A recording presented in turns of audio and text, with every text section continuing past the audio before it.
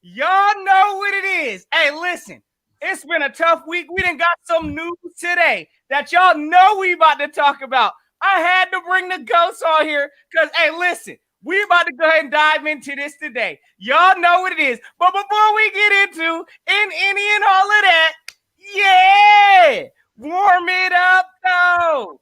You know what time it is. You know who you on with. You know who you rocking with. It's your boy Philly Notion and the crew. Yes, sir. Notion Gang salute. Hey, let's check the 4K real quick. Hold up. Hey, Belt. Y'all know that's straight trash right now. But it is, though. Hey, fellas. Hey, we still rocking the ring, though. Check. Y'all know we still in there. Gang, if y'all new to this ride, y'all know what to do. Go hit that subscribe and activate that notification button so y'all live with all the Notion vibes. Listen, hey, let's cut straight to it. Y'all see who we got on here. We got, hey, my guy, Tone DeShields in this thing. Philly Fresh, the General. Hey, fellas, go introduce. Let them know where to find y'all at, my guys.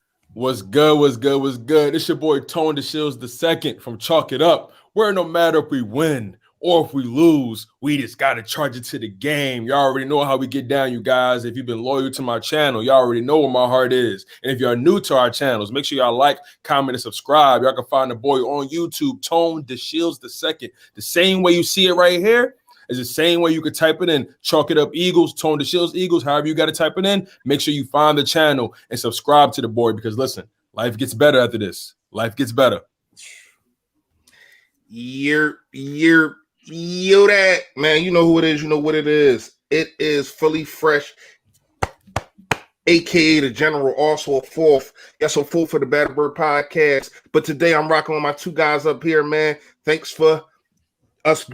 Thank you for letting me bring y'all together again, man.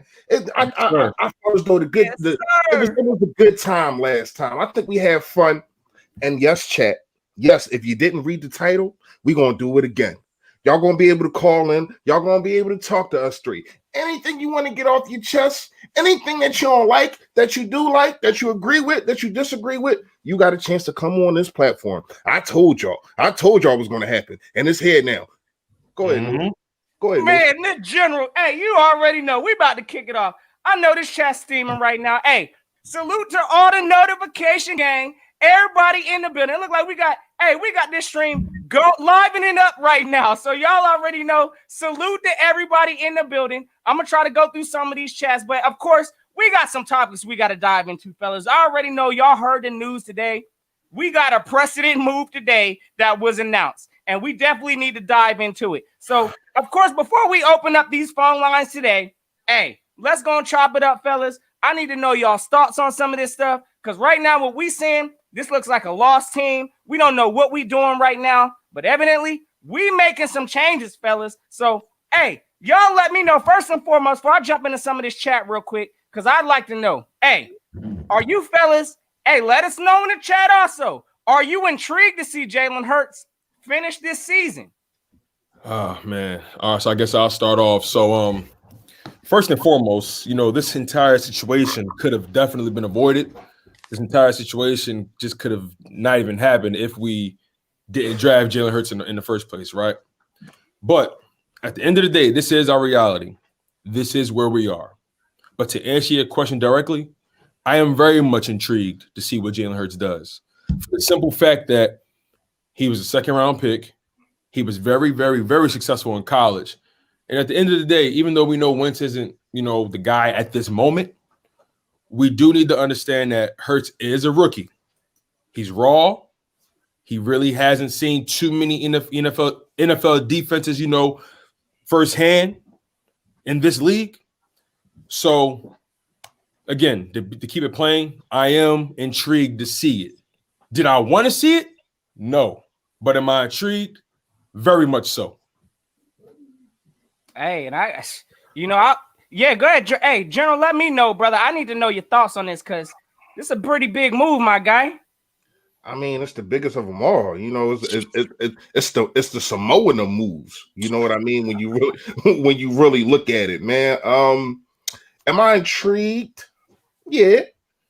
but not for the reasons a lot of people are. A lot of people are intrigued to see what Jalen Hurts is going to do. I'm intrigued to see what Doug Peterson is going to do. Because a lot of people think that I don't like Jalen Hurts, and I read every last one of my comments. I don't care if it's 400. I don't care if it's 2. I read them all. Yes, I do. Now, here's the thing. I am not a Jalen Hurts hater. I have a problem with Doug Peterson's coaching. And I had a feeling that the things that I've been asking for him to do for Carson Wentz for 11 games, he's going to do for Jalen Hurts in game number 1. You know what? Can I bounce off of that point real quick first? Go ahead, bro. Go ahead. You know what? It's funny you brought that up because I was talking to somebody, I was talking to somebody off air, just in passing. We was talking about, the game and so on and so forth. And like one of the first things he said to me was, I wonder if Doug is going to, make the game easier for him. When he said that, it immediately just made me think, wow, if he finds a way to create this makeshift offense that just happens to work perfectly for Hurts with the rollouts and the play actions and running the ball more, I'm going to look at him real funny, man. That's going to make me look at him like, my man, this is a similar style quarterback in terms of being improvisers, and they think on their feet. They're better out the pocket. That they're similar in that regard. If you find a way to get creative with this young man, but you couldn't find a way to get creative with your $100 million man, I think he needs to be evaluated as a coach. And but that's not what people are going to look at. People are always going to. It's not about Doug. See, Doug hiding in the shadows right now. It's not about Doug. People are going to look at who performed better in the system. Was it Carson Wentz or was it Jalen Hurts? That's what the organization is going to be looking at, and that's what fans are going to be looking at when you really look at it. Now, what I can say about Jalen Hurts real fast is I am intrigued about this game. Because going into it, we know that this is the number 1 defense, right? And once again, what did I tell y'all before we came on, y'all? What's going on, Easy, my guy? I know you coming up. All right, I don't even got to ask you coming up. I know you coming up, bro. As long as you're on lunch break, we already know how you get that. But no, in all seriousness, when you really look at it, right? Damn, I kind of lost. Damn, what was I just saying? I kind of lost. You was talking about how Doug is going to adjust the game plan for Hurts and not Wentz, and when you really look at it, no. I was about to say what I'm intrigued about is the Saints being the number 1 defense, right? And what did I tell y'all before we even came on here? I said, who do they practice for the last 4 weeks? Who had they been practicing for? You know what I mean? Not 4, should I say? Who is the quarterback that they go against every time in practice? That's basically what I'm saying. The same kind of guy, Taysom Hill. It's the same kind of guy, probably a little bit better. So this defense already knows how to, play a guy like that. And I think I don't know if they trying to, if saying they setting him up for it, but I don't think this is the right start to make. To take, in all honesty, not his first one. This is a tall task, and I hope, and I'm going to be the first rooting him on. I might go buy me a Jalen Hurts. I don't even wear jerseys, but I might go buy me a Jalen Hurts jersey. You know what I mean? Would you say for people to understand that I'm not hating on Hurts? Now, I'm not going to go out and buy a jersey. I don't need to prove myself to anybody. Right. But in all seriousness, when you really look at it, man. I don't know. I don't know what to expect. Am I going to expect that he's going to go toe to toe with this with that offense? Because even with Hill coming in, they didn't lose a beat.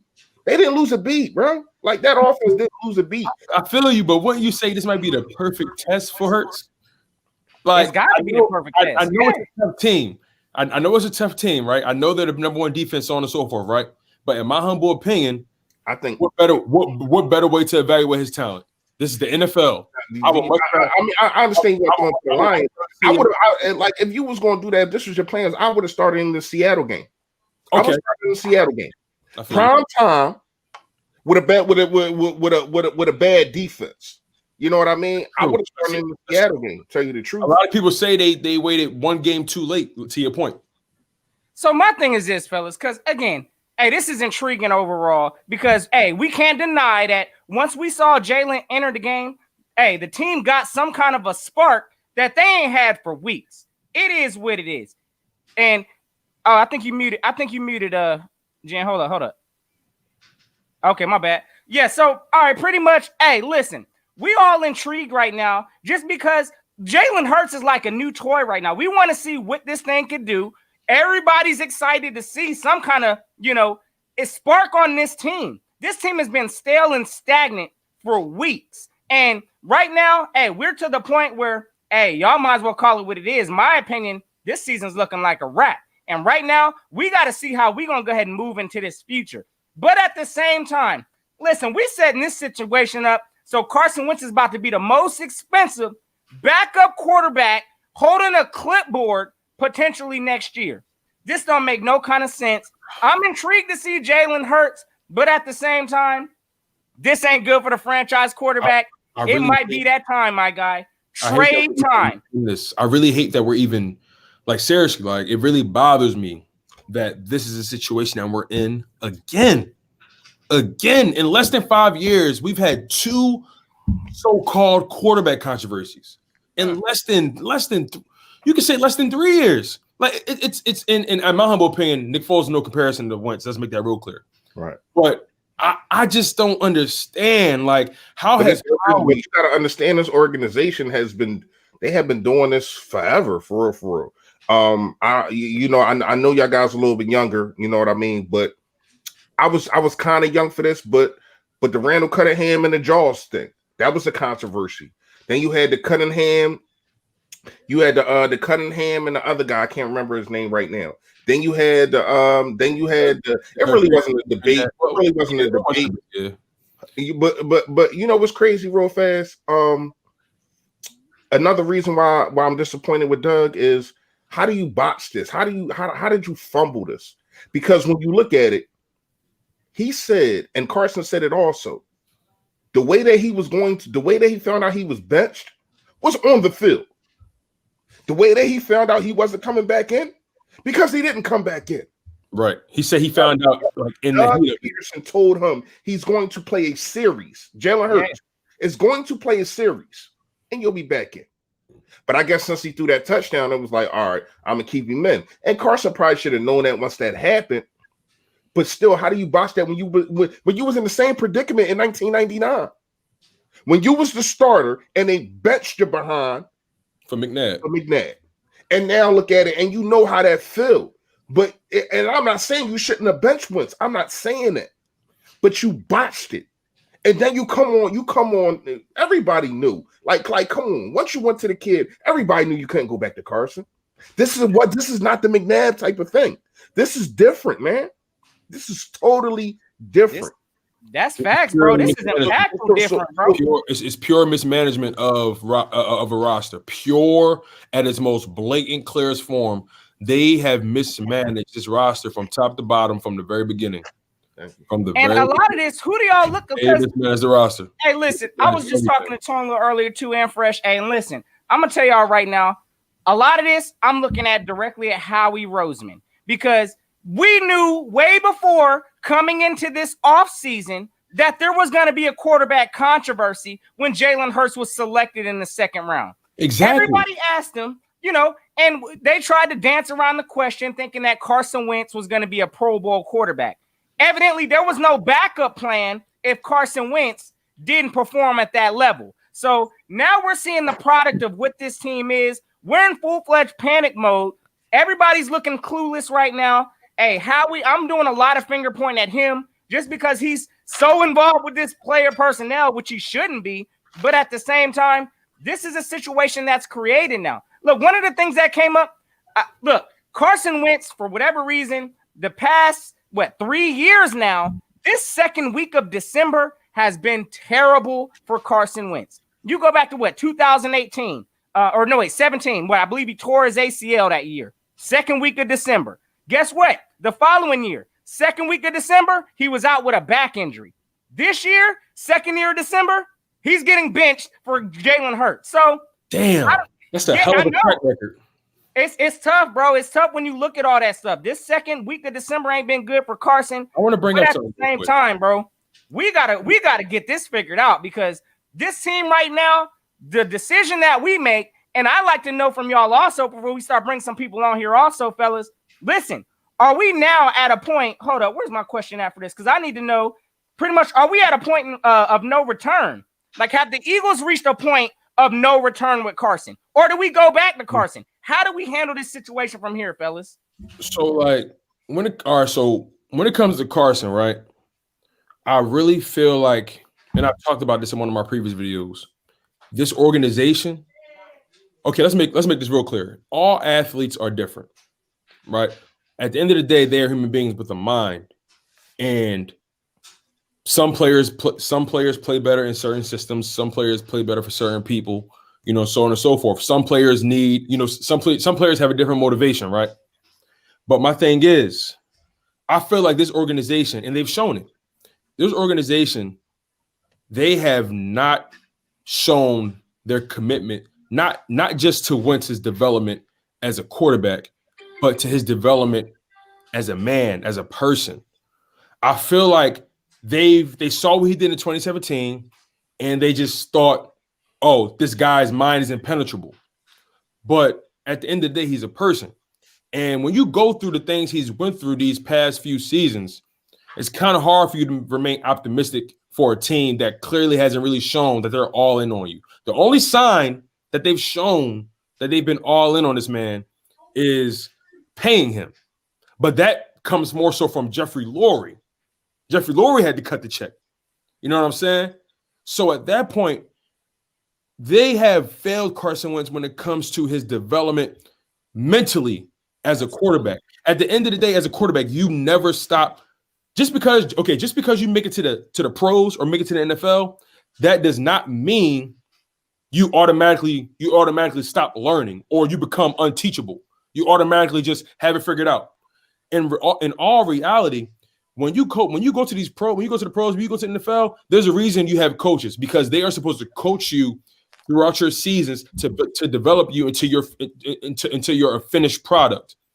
They haven't even made an effort to coach up Wentz to be a finished product. People say, yeah, he in his 5th year, he should be doing this. But y'all do realize he is an athlete. All athletes require coaching on all levels at the end of the day. And we don't have that. We don't have that consistency in coaching. We don't have that support system that's dedicated to your development. Because I'm telling you, when they paid him, they probably felt like, oh, he the man, he good. No, every quarterback still develops. You never got this game fully mastered at the end of the day. At the end of the day, you never have this game fully mastered, ever. You always got to be teachable, always got to be learning. And I feel like they failed Carson Wentz when it comes to learning and developing him, not just as an athlete, but as a person, as a leader, as a man. They didn't invest in his mental enough for me. They invested in his pocket and his talent, but they didn't invest in his mind enough for me. Hey, that's straight facts. And real quick, man, I got to shout my guy out. I'm going to let you go and kick on it too, Jim. But real quick, shout out to the Philly Talk Podcast. My guy, Philly Mike, with the A. I already know that was for my guy below, though. The Super Yodak for my man. Hey, listen, my guy says at the end of the day, hey, we in a bad situation. Facts. This going to show a lot about this offense and Doug. Had to be done, but everyone got to be under the microscope. Hey, big salute to you. Everybody go check my man. Hey, the Philly Talk Podcast. Hey, Battlebird Podcast representative also. You already know Fresh rocking with it too. So, hey, y'all check my man out. But, hey, that's a good point right there. Everybody got to be under the microscope. And real quick, I just want to piggyback off of that. I mean, we hearing about Doug getting or Carson getting benched. What about Doug? Doug's performance ain't been there either. Where's that accountability? But anyways, hey, Fresh, hey, go and let me know, my guy. Look, are we at a point? Have we reached no return with Carson Wentz? Let me know your thoughts, my guy. It's hard to answer that question. Now, if I can rephrase it, what I will say is shout out to Mike real fast. You already know BBP, man. But if I can rephrase it, man, is Carson Wentz done? No, not even a little bit. We know the talent. I just think he's in a bad situation, man. Like everything that Tone just said, I agree. And I've been saying these kind of things, but people see $128 million and just act like you're not supposed to be a man. You're not you're supposed to be a machine. And things are just supposed to happen. And no matter what, that the offensive line is bad, no matter what, that the wide receivers can't get separation, no matter what, that your coach don't run in football, you're supposed to win games. And a couple games I seen with all that dragging him behind, man. I seen him still try to fight to get wins. Like the Pittsburgh game, we didn't get that win, but he did everything he could to win that football game. His coach failed him. The Baltimore game, I seen him do every now. Did he have turnovers in them games? Yes, he did. But he still tried to will to win those games. You know what I mean? But everybody is going to give Jalen Hurts props for last week, which is a loss. You know what I mean? So when you look at it, man, I feel as though it's over for him in Philly. And it's a shame because I really, really like Carson Wentz. I would want him to be a quarterback of the Philadelphia Eagles, but you cannot go back to this guy. You cannot look the guys in the face in the locker room, and you made and here's what I want to say real fast. And I said this in my video, but I want to ask y'all too. How do you feel about when people say, oh, well, they played for him better than they played for Carson, or whatever the case may be, whoever is off and on? My thing is, I have a problem with the people that play off and on. No, you play how you're supposed to. That's a problem. You play how you're supposed to play. Effort. Period. No matter who's the coach, no matter who's the quarterback, no matter who's blocking for you, you give it 110%. And I think Carson Wentz does that, and we don't appreciate that kind of thing. I don't care about people, oh, man, did you see the defense turned up and Rhaegar did this? Well, if you're not giving 110%, you don't need to be on this freaking team, no matter who is at quarterback. I hate when people say that, because how are you going to knock a guy for players not playing up to their potential, but then when another player comes in, they play up to? You can't knock that man for that. I can't make a notion, right? A Tone, right? We doing this together right now. But if I tell you, listen, Tone, I need you to put a video up. I need you to put a video up 3 times a week, and you don't do it. But then Notion tells you, and then you do it. Who fault is that? It ain't mine. That's on the yeah. Me. That's like, damn, bro, I asked you the same thing. I'm not understanding. Like, what's is the way I said it to you? Like, I'm not understanding. Like, exactly. But it's kind of different because it's not our job. These guys get paid millions of dollars. Millions, yes, sir. You know what I mean? So I'm not trying to hear that. I hate when people say that. But what I can say, and I'll get out your way real fast. And I don't know how long we're gonna go before we put the joint out. We almost on at a half an hour. Yeah, we're gonna jump it at the half hour mark. We got about 5 minutes, and I'm loading this stream up, so y'all already know what it is. All right. So my thing is, you can't really go in a locker room and have them fight for this starting job. And there's no way possible that you can't get rid of Carson Wentz. You know how many people would love to have Carson Wentz? I was just telling Notion that, man. Like real fast. Real fast. I know 6 teams just off the bat. When you look at it, you got the 49ers. When you look at it, you got the Broncos, you got the Colts, you got the Patriots. Could you imagine them being coached? Bill Belichick? I forgot about the Patriots. I forgot. They wide open too. Cam ain't bro. Like when you look at it, it's no way that y'all can't get rid of this guy. He don't need to be sitting on the sideline. Now you're probably gonna have to eat 31 million to 34 million. But when you look at it, once again, the team can get better. And I'm all about this right here. You know what I mean? He put the thing up so y'all can't see it, but in case y'all can't see it, you already know what it is. And I like Carson Wentz, but I don't like him over the Eagles. If you can get rid of that contract, right? You know how now we're talking about 80 million. We're talking about $50 million cap space. Yeah, let's talk now. You know what I mean? Now you can go get some players because you can't draft, obviously. Now you can go get some players. Now you can make this offensive line a little better. You know what I mean? and you want to put all your chips in on this kid, we'll see. See, But let me tell you like this. Let me tell you like this. Doug Peterson is going to sink or swim with this decision. He is, because if you look at it, and this offense either decreases or is at the same line with Jalen Hurts in here, oh man, you got to go.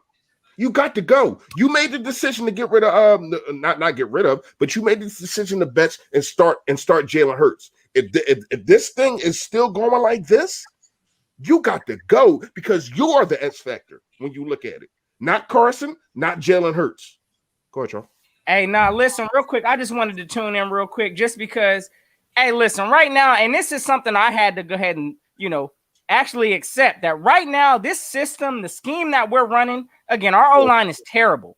Poor. Carson's not best fitted in this scheme right now for how this is running. I personally feel that Jalen Hurts is athletic enough to run around, scramble around, and just extend that play long enough that he can make something possibly happen. Now, again, he's a rookie. He's going to make mistakes. But at the same time, what I fear from this organization, we're going to do the exact same thing to Jalen Hurts down the road. Who's to say this team ain't going, we've had all the money to surround Carson with talent. We never did it. Who's to say we're going to do that with Jalen? And then at the same time, it's like, okay, you got Jalen Hurts, right? That's, he might finish off this year strong, right? I don't know how this is going to work.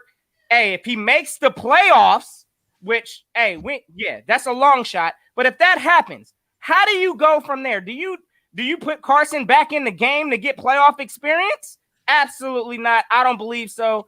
This whole ship is sailing in the wrong direction, period. Right, and again, there's too many unknowns, too many things that are just too many moving pieces contradicting the next thing, and it just seems like we're all looking at everything else but Doug. It's really frustrating at this point, because Doug has clearly shown that he's incapable of getting these guys set up. He's incapable of getting these guys going for some reason. I don't understand what's going on. Like, he has this lack of ability to get guys prepared. Like, the way we came out in that Giants game after the bye, unacceptable. It makes no sense. That's why it kills me that let's keep it real. Carson is being scapegoated. Let's keep it real. We understand that he hasn't played well. We're not debating that. That's a fact. That's a undisputable fact. Carson Wentz has not played well. Cool, we get it. You want a popsicle now? Get it. But like, my thing is, acknowledge everything else. Acknowledge everything else. It's football, not basketball. Acknowledge all the moving parts. Football is chess more than checkers. You know what I'm saying? Everybody got a role to play. So sure, Carson throwing the ball, yeah, but somebody got to call the plays. Somebody has to prepare him and develop him throughout the week. Remember, he's the talent at the end of the day. If you want to think about it even more deeper, he's the gun while Doug Peterson is the trigger man. But my thing is, Doug Peterson ain't got no aim, and then you get mad at the gun. You blaming the gun. You blaming the gun for missing. Yeah. But Doug shooting, like, so is the gun off, or do Doug just ain't got no aim? And I think Doug ain't got no aim. Yeah, I mean, yeah, when you look at it, either he ain't got no aim or he don't know how to take the safety off. Woo! Because when you really he's still on. Because let's just talk. Who's to say if we picked up if we picked up Justin Jefferson instead of Rhaegar, that he doesn't look like how Rhaegar's looking? It seemed like now the JJ think the white side, that's just totally different. You know what I mean? Especially when you could have got who you got. So that pick, I'm not even going to. But when you look at it, could you imagine if Miles Sanders was on the Saints? He would look Kamara-ish. He would look Dalvin Cook-ish. You know what I mean? Could you imagine if Dallas Goedert was with the Patriots? Like, when you look at it, man, we have talent, bro. We got talent. Like we really do. And then the decision, and I don't know if this is the higher ups or if it's Doug, but the decision that I have two problems with. Two decisions of two old men. That's Jason Peters and that's Alshon Jeffrey. Since them dudes have came back, we have not been winning. The offense is horrible. I mean, it wasn't good, but it's been worse. When them dudes play, Fulgham don't get off anymore. Hightower, who was getting 50-yard bombs every single game, he don't get off anymore. Why don't you see the two X factors? Ever since Alshon little snake behind came back, things have been looking weird. It's been looking like dudes don't know. I don't understand that though, bro. That's my thing. Like, it's such a simple, bro. It's the eye test. It's the eye test. It's simple. When your team was on. You actually prior to the bye, we were trending up. Then we go on the bye. You know, guys get their belly fat over the holidays.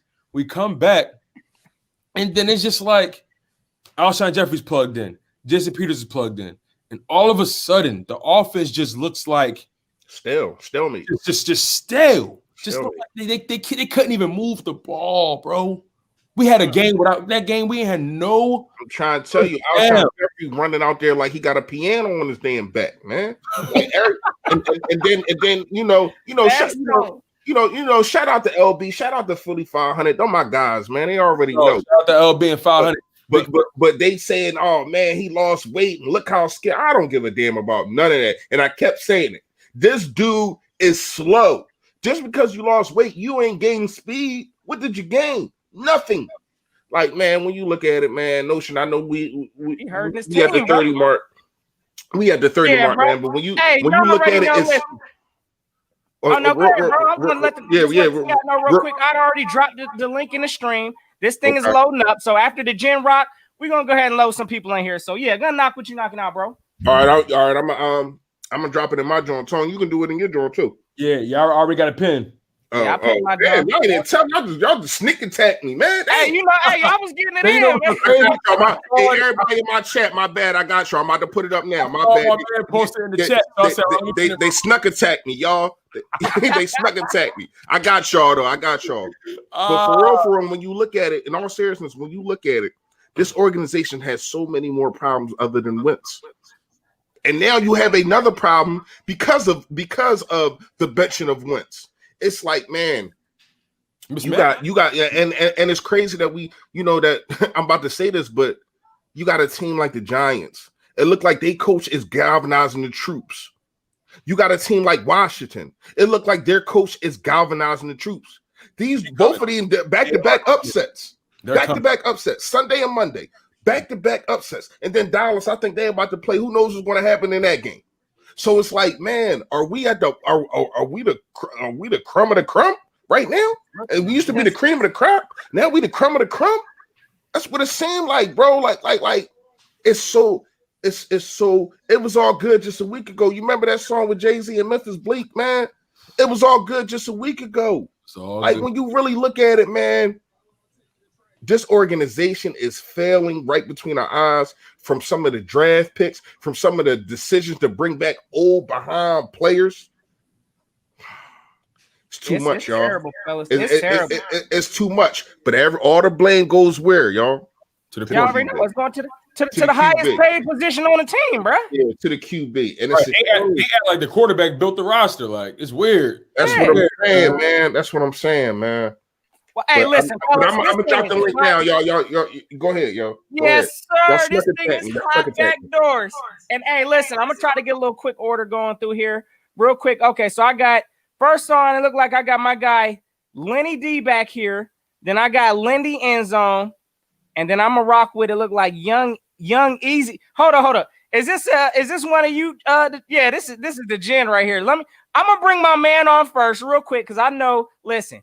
Hey, it's going to be a long little stream here. We're going to rock through this thing. I'm going to bring Young Easy on first. Then I'm going to bring, again, after that, it looked like I got Lenny D and then Lindy end zone. And then, yeah, we're just going to rock through this thing, gang. So, hey, first on, Young Easy 93. Man, what's happening? Hey, what's going on, bro? Big salute, man. How you doing? Man, I had to come in here. I'm not even on the lunch break. I just need to come in here and get this out. Oh, my Oh, what a day. What's going on? Yo, what's going on? What's good, man? Charge it to the game. Charge it to the game, man. Why they do us like this, man? Bruh. Why? It's tough, man. What's your thoughts right now, man? How you feeling on this? I'm hurt. I ain't gonna lie, I'm hurt about that, man. That hurt me, man. I woke up because I'm in the West Coast, so I think they announced that like around 9 a.m. out here. I woke up, I was like, I knew it was coming. I was like, but what can we really do about it? Like at the end of the day, like you said, was it Tone? Like you said, he been scapegoated. We know that. All of us know that. I think Fresh on mute. Hey, Fresh, yeah. No. I was talking to my son, man. Yeah. Oh, nah, you right though. Yeah, dude look like he been straight scapegoated. Yeah, he been scapegoated. Like it's like, look at the roster. Like you gotta think about it. Wins come in this season. Look at that. So pretty much how we gonna tell him? Oh, I'm gonna make sure you got D-Jack and Alshon, the dude that missed all year and the dude that wasn't coming back to week 12, week 11. And it's like come on, like you don't trade him. You know what's crazy about Alshon, bro? You know what's crazy? Remember, in the beginning of the season, they tied up a roster spot because they never put him on IR. So you had a young kid that probably could have been in the game, a young kid that probably could have been trying to gel with Carson or whatever the case may be. And who knows? Probably you keep a your guy notion. Probably you keep a killing like that. And he could probably give you a spark on punts or things like that. When you look at it, this organization is failing, man. Like, it's bad. They felt wins bad. They felt them bad. Ever since the Super Bowl, we ain't got them no talent, no real number one receiver. We got to run it back. We don't run them. He never had a number one. Never. And it was options. We could have had Diggs. We could have had D-Hop. Bro, you know what I mean? It's been plenty options out there for us to go again. We just don't go do it because we feel that Wentz could carry the trash. When you look at it in 17, he I don't care what anybody say. Alshon is not a number one. Was he a good receiver when we got him? Yeah, he didn't even have over 800. But he played 16 games. Yeah, he played the whole season and on to the playoffs. See. Once Wentz had all his talent around him. For 11 games, it was perfect. You see, the running game was moving. It. For 13 the play games, action was moving. Yeah, that's everything what I'm was moving. To me, it's not like I don't think that you always need talent. It's just sometimes it's camaraderie because we see the Patriots. They don't have the best talent, but they're there, and they had a. Whoever said that, I think one of y'all said that y'all was like he might go to the Patriots. That probably be the scariest move right there. Yo, that'd be that right there. Easy. Let me tell you this easy. Like, when you think about it, right? When you think about Wentz, especially since the injury, because that's what everybody always say, since the tear, since the ACL tear, since the LCA tear, right? My thing is, when that did happen, right? It's your job, not just as a coach, but as an organization, to say, okay, this guy, he hurt himself badly, an injury that can potentially mess with confidence. You know what we need to do? We need to double down on his fundamentals and make sure his foundation is not in question. We need to make sure that outside, because remember, he went through a lot of rehabs. So by him going through those rehabs, I personally feel like that's hampered his ability to develop in the offseason because he hasn't been able to move the way he needed to. He actually said this past offseason was the first full offseason he's ever had. That's true. Since a rookie. Right, since a rookie. But it was but then it wasn't. Right. COVID happened. I was just about to say that. My bad. No, you're good. And then COVID hit. So at that point, everything changed. Everything from when everything was supposed to start. Guys was sitting back, getting fat. You know what I'm saying? Wentz clearly came in heavier than he was supposed to. Clearly, let's be honest. He came. Oh, he a little bigger, but he needed it. He done took this year. He wouldn't have survived this season without it. He's probably on a stretcher right now.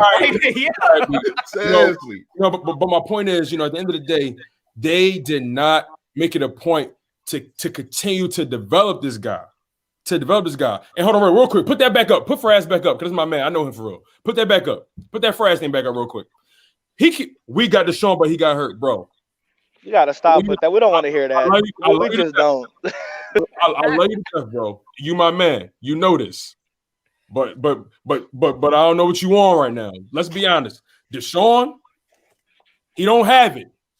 He don't have it no more. He don't. He like I ain't gonna lie. Every time he get out there, it be looking good though. It do be looking good, but yeah. And, like I think the talent is still there. The comeback routes and he can still fly down the field, but I don't know if he doesn't take care of himself or what. But it's bro. I'm telling you, he done. It's not. he done. Put the next one up because he said everything we asked. He not asked. The problem is he just old. That's it. Exactly. That's what it is. He's just old. That's the same thing with Jason Peters. Yeah, same thing. Like it's not like he don't know how to play. He just can't. He can't. That's our point, Fred. He's old. He's old, bro. Right. We ain't gonna never say D-Jack sorry. Nah, he ain't sorry. He just can't stay on the field. Hey, listen. Let me tell y'all something. I know Floyd Mayweather is 51-0, but Father Time is a 1 billion-0. You hear me? Like seriously, when you look at it, can't nobody beat Father Time, man. Look at Tom Brady. You think some of the things that's going on with him don't got to do with his age? He can't throw the football down the field. You know what I mean? So when you look at it, man, it's Father Time is undefeated. Love Deshaun Jackson for everything.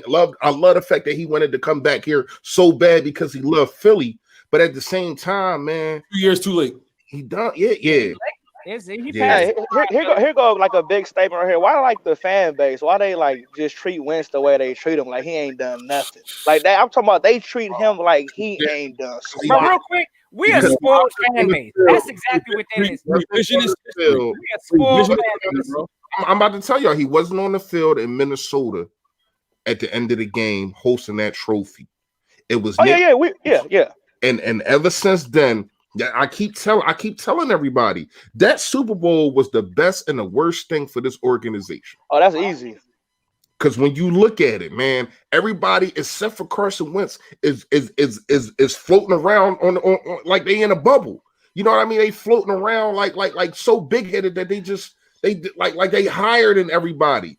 And hey my boy that just put that chat in there.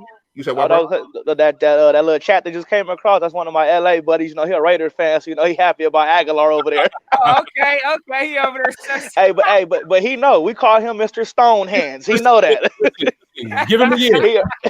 He already know. But that's another thing that we was talking about with player development. Tone, real fast. A dude like Aguilar, he goes to which car look like they best receiver. You know what I mean? Sidney Jones. He goes to Jacksonville. He's doing all right.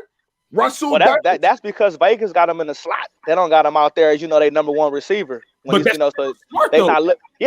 Well, we was hurt, so we kind of needed him to step up, and he was going to think about it. Aguilar could have got a payday. But we had other players on. We had other players. No, I'm talking about last season. I'm talking about last season when all the receivers was gone. Remember, we had Burton and Perkins. I would have put Perkins on the I'm looking at it. I would have put Perkins on the outside. I would have put Barnett on Deontay Barnett on the outside, and I would have let Aguilar be in the slot. You know what I mean? But he's the type. When you look at it, Nelson Aguilar is really when you look at it, he has been the most talented wide receiver that Carson Wentz has had. When we talk about who else gets yards after the catch that Carson Wentz has had, just think about it. It was all Nelson. No, that is true. So Aguilar got speed. Like look at that Panther game. He caught that ball, split the middle. He catches the ball, absolutely. Yeah. If he catches the ball, but I'm talking about talent. I think Nelson playing here, it wasn't good for him because of the fans. Remember the guy catching the babies, unlike Aguilar, all that. Of stuff. It gets to people, man. And that's how I think it's gonna be for Wentz. That's why I feel as soon as he leave, that's what's gonna happen. Like he's gonna go to a team. They're gonna light us up. But listen, y'all. I already know. I already said that. I ain't gonna lie. I can't wait. I swear because it's not that I'm a love the birds for life. But that game right there, we deserve that coming. We got it coming. We deserve that.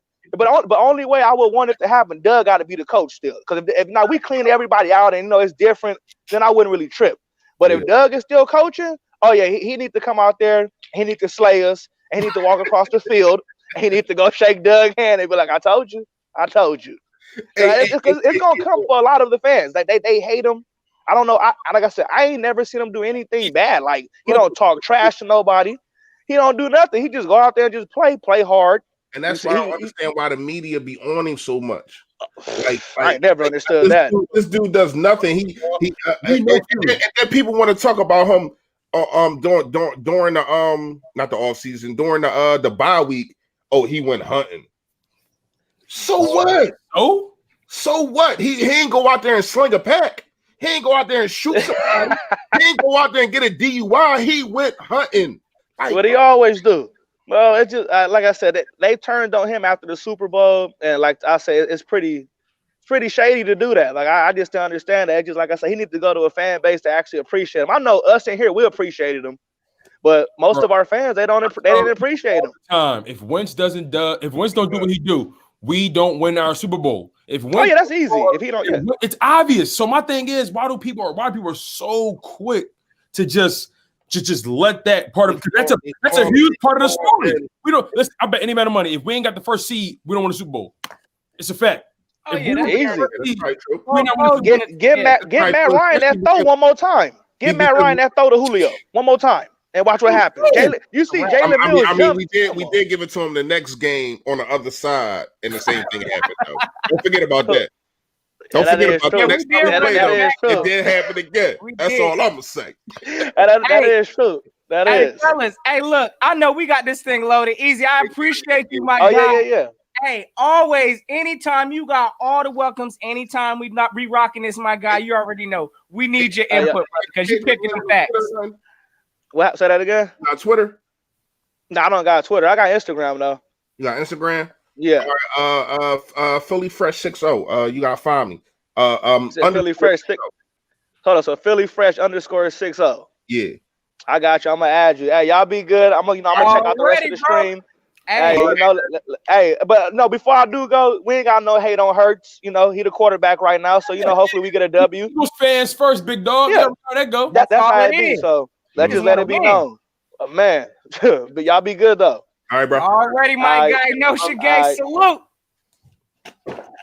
All right, gang. Hey, listen, we just heard some straight fire from that. That was a good primer. That was nice. That was nice. Next up, I got my guy look like Lenny D back here. I'm gonna bring Lenny D on, and then I got Lindy following Lenny D. So we're gonna keep this thing rocking. Hey, gang, I gotta ask y'all too, because I know we just talked a little bit about this whole Doug situation too. Hey, who do we keep next year? Are we keeping Doug, Carson? Are we keeping both? We clearing out all of them. We ain't keeping none of them. Well, honestly, based off of the way things have been playing out, I don't know if Carson gonna be here. He might ask for a trade. Lenny D in this thing. Hey, big salute to you, my guy.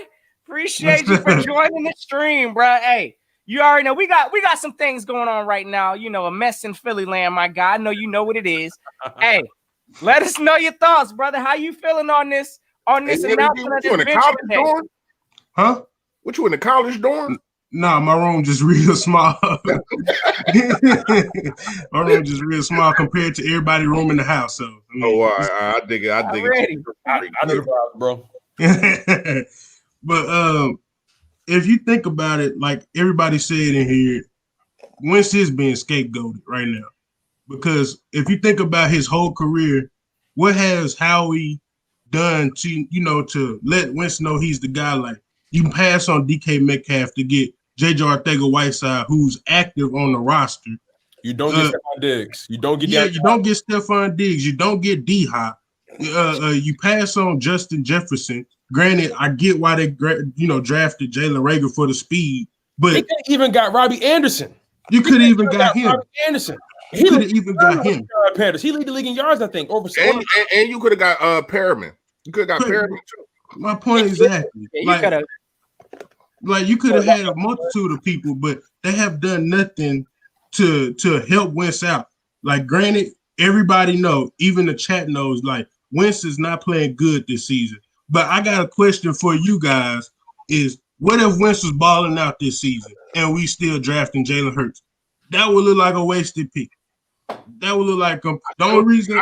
I still think it's a wasted pick. Like, I still do too. Because I still do too. Wasted. You want to know why? You want to know why? You want to know why real fast, and I'll let y'all go just real fast. And I want people to really listen to what I'm saying. Okay. At the beginning of the season, what did they say why they drafted Jalen Hurts? Because they are a quarterback factory, right? That means who was supposed to be your second string quarterback? Nate Sudfeld. And you paid him to be that. And he has not touched the field once. He's been deactivated for like 8 weeks. Because he only was activated because the whole plan was to bring Jalen Hurts in. That was the whole plan. You know what I mean? You use the second round pick. Now I gotta solidify that user.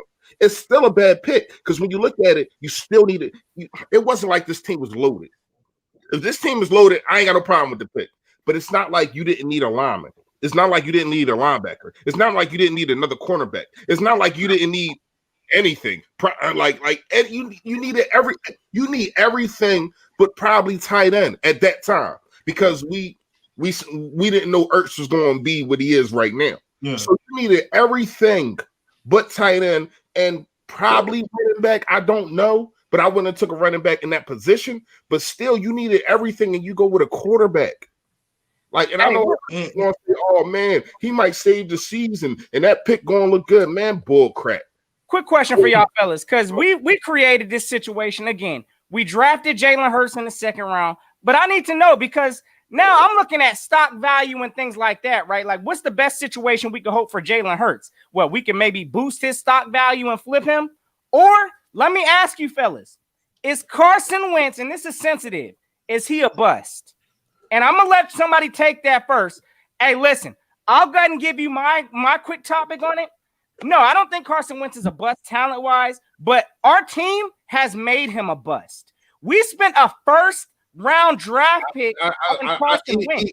Even with all that, I don't mean to cut you off, Notion, but oh no, you good, bro.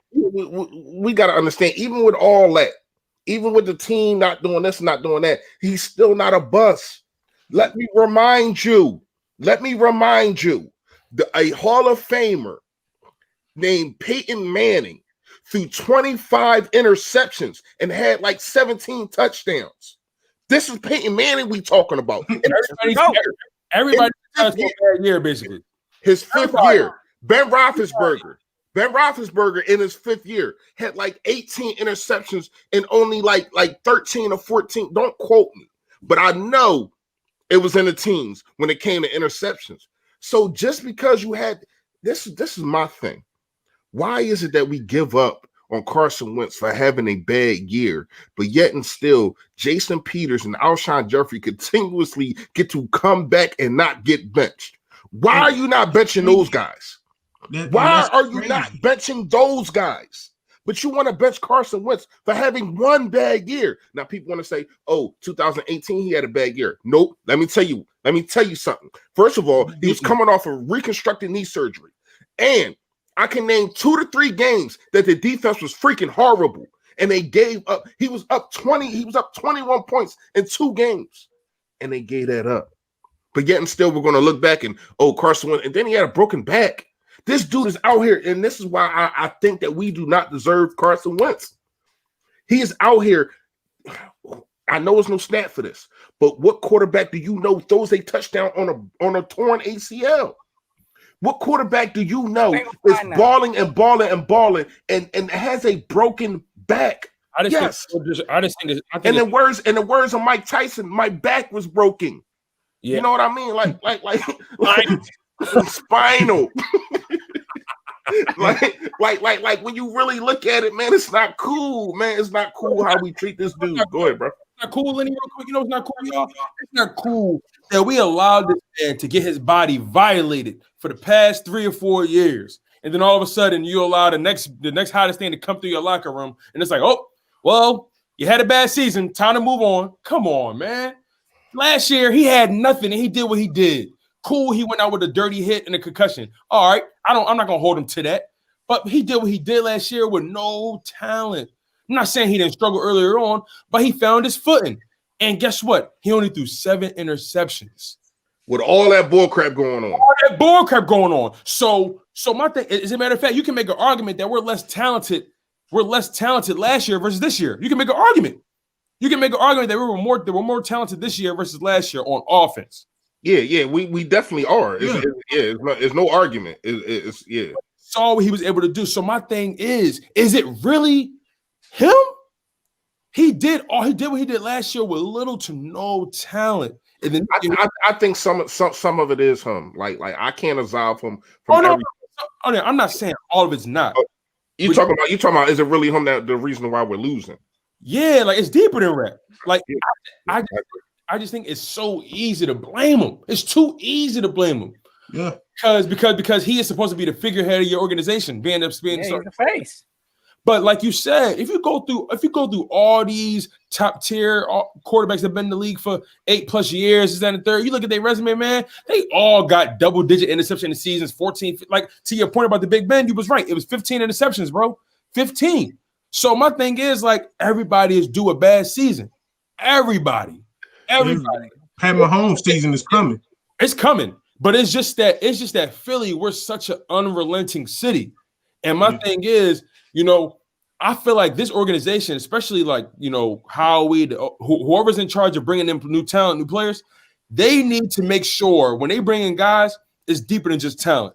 Do you have the mentality to be here? Do you have the mind, the wherewithal to be in this city when things aren't going right? Because we love you when you're on. We love you. We're gonna let you know when it's off.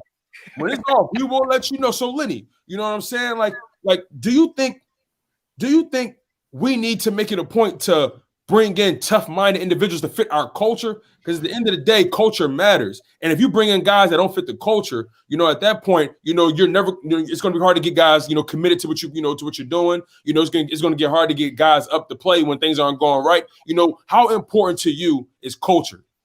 I mean, it's very important. But you look at a guy like Carson Wentz, who embodies what Philly is like. Who would give his body just to win the game. Like the dude got his leg smashed in 2017 and still threw a touchdown pass with nothing in his knee.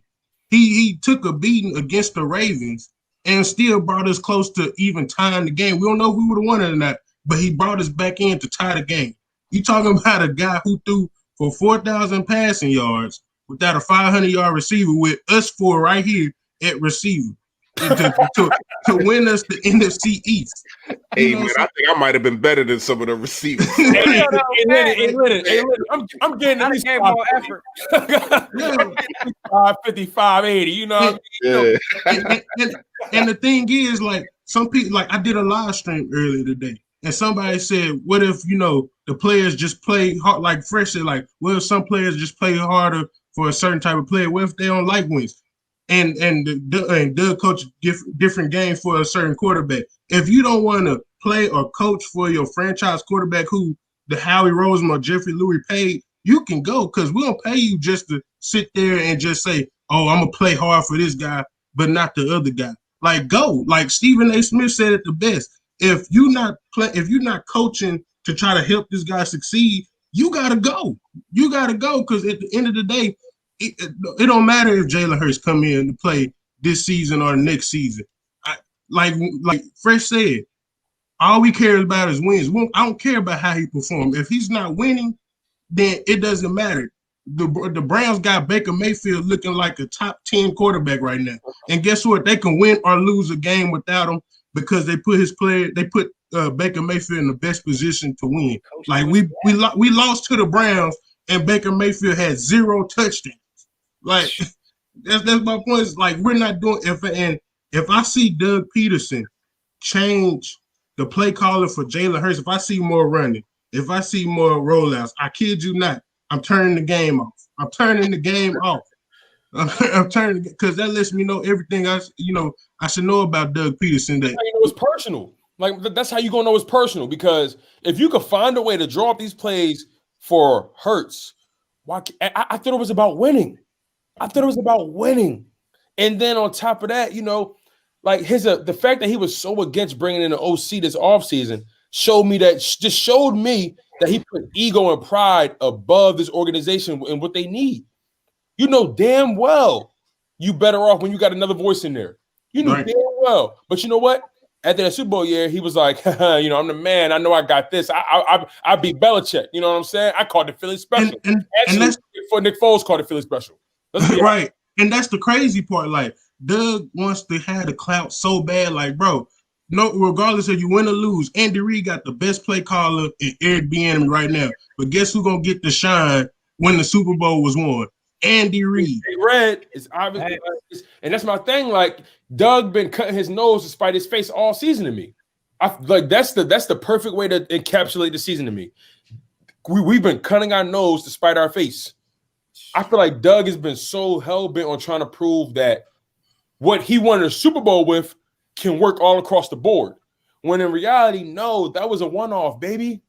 That was a situation where you draw up a specific game plan for that game, for that situation, for that personnel. Leave it in the past. Move on. Build around your current talent. I'm not sure if it was Fresh Notion a while ago, but somebody mentioned about how when Baltimore had Flacco versus when they had Lamar, you literally saw the difference in how they revamped that offense. You even saw it the same year Flacco went down and Lamar just came up, in the second half and they lost in the first round to the Chargers. You saw the offense bending to Lamar Jackson's will. You saw it. But my thing is, it seems like no matter what happens, this even with Alex Smith and Patrick Mahomes, our play calling, everything just down to the damn formations and schemes just don't help Wentz. They know it. They know it, bro. See, Carson Wentz is having a bad year. Well, and had a bad year because he's done for the year. So Carson Wentz had a bad year, but you did nothing. I repeat, nothing to get him out. You did nothing to help him. And everybody knows it. And here's what we did not bring up real fast, y'all. And this is why I got on Doug how I did, because I know what's going to happen. That first, after they scored the drive, right? After the scoring drive, that first time that they punted the football and Jalen Hurts ran to the sideline, who was talking to him? Doug Peterson. Of course, Doug was in his ear. Absolutely. Doug was in his ear. Why can't you do that for your fifth-year quarterback? There's a disconnect, bro. There is a disconnect. Something happened. Like between 2017 and 20. I'm gonna tell you what happened. Frank Wright ain't here. Doug Filippo ain't here. That's what happened. Hey, real quick, fellas. Hey, Lenny. Hey, I'm about to let you off real quick. I got this thing loaded in the back, bro.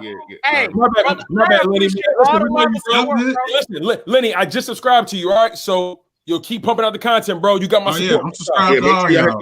Hey, everybody, man. How many we got in here, Notion? Make sure y'all hit the whole chat is full, bro. Like I think no. How many people we got in the whole chat? Right now, we got a total of what? Let me see this thing. We got a total of. Hold up. Yeah, I'm getting with this whole look like we got a total of 85 people in here at this point in time. Shout out to all of y'all. Make sure y'all make sure y'all go sub up Lane Day. All right, Lenny. Yo, that already, my guy. Appreciate y'all. Yes, sir. Yeah, but because when you look at it, man, like I think that like that was Frank Wright's guy, Carson. That was DeFilippo's guy, Carson. I don't know that was ever Doug's guy. Now he can come on the joint and say we married at the hip and all that bull crap, but instead of you giving up play calling and trying to see if this kid can flourish in somebody else's system, you benching. So he's not your guy. Y'all not tied at the hip. Y'all not married. Get the heck out of here with that bull crap. You know what I mean? But you did what you did. It is what it is, man. Who we got next? Hey, man, next we bringing on my guy, Lindy Endzone. Hey, you already know. Let's go and warm it up for him because I know he's coming in hot too. What's going on, family? What is up? Hey, you already know, man. We going through it right now, brother. How you feeling, bro? Thanks for coming on the live stream, man. Yeah, what's going on? It's good to hang with y'all guys. What's on your mind, man? Talk to us. What's on your mind, man? Talk to us. Yes, sir. How you feeling, man? What's the movements like? What's the vibes like, man? Oh my god. I mean, it's been up and down, to be honest, man. I mean, I guess at some point we kind of had to see this coming, just for not because of the fact that Carson completely stinks or anything, which, quarterback, we're human beings are playing this football game. So nobody's going to be perfect year in and year out. I mean, Patrick Mahomes has had a couple of good years already, but I think eventually the NFL is going to catch up to him. So, I mean, Carson at one point or another was due for, he was due for a bad year. So, and it sucks, honestly, that, I'm seeing one of my favorite quarterbacks go through this. And, we can continue to sound like broken records all we want because, as Eagles fans who are passionate about their football team, we got a good sense of what's going on without being in NovaCare and, because we're seeing the results on the football field. And, and like for those saying that the offense is going to magically like change or show us a different look just because Jalen Hurts is under center, you're crazy. It's not going to happen. I mean, he's going up against the best test of the rest of the season for the Eagles and the New Orleans Saints, who got the number one defense combined between the rush and the pass. The Saints are only allowing under 70 yards rushing. So we already don't run the ball to begin with, so we're not going to run the ball against the Saints. You got guys like Cameron Jordan over there, Kwan Alexander. Jack Rabbit is not going to be playing. Janoris Jenkins is not playing. He's out. But you still got Malcolm Jenkins over there. You still got Marshawn Lattimore. And you got the other safety in Williams. So it's an awesome test for Jalen Hurts. And this is the kind of test of his caliber coming from college and, being the backup for Tua in Alabama, coming in, doing what he needed to do, going to Oklahoma, taking a sorry defense that they had all the way up just to get eliminated by Joe Burrow and LSU. It was going to happen. It was inevitable because Joe Burrow was Joe Burrow in college. So this is the kind of game that you want Jalen to start so you can find out what he's actually worth in the NFL. But we kind of have to. Lindy, not the first game.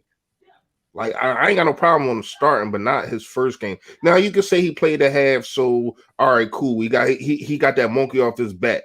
But it's a difference when they prepare for you, man. Yeah, you want to talk about Janoris Jenkins not playing and all that. All right, cool. They front seven still playing. Yeah, that's what you need to be scared of. When you look at it, man, and to throw this dude in the fire, that I don't think is fair. But they say either you're gonna sink or swim, and I think Doug is on that boat with him. I mean, Doug is tired. He want to talk about how he's married to Carson Wentz. No, he's married to Hurts right now. So Jalen Hurts just said, "I do."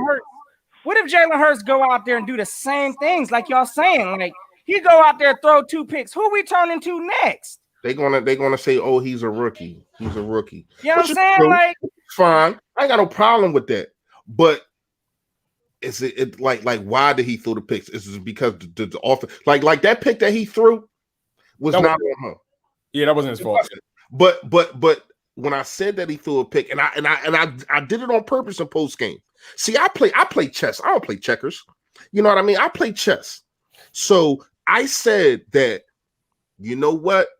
He threw the pick. He threw a pick. And I kept saying it. Then I started reading the comments. Yeah, but did you see him get hit by the offensive line? Yeah, but he's a rookie. He got hit by the offensive line. I kept reading them. And I said, I got you. Because I say the same thing for Carson Wentz, but nobody says anything about that. I ain't gonna say nobody, but you get what I'm getting. You're right. Every time things go wrong for Wentz, like you said, like when Hurts threw his interception, he got hit. But everybody quick to say, no, he got hit. He should have got rid of it. They say he should have got rid of the ball faster. Right. But if it's Wentz, they say, oh, he's 5 years in, he should have got rid of that ball faster, or oh, come on, man, like you can't take a hit like that, or come on, like they just find a way to put it on him.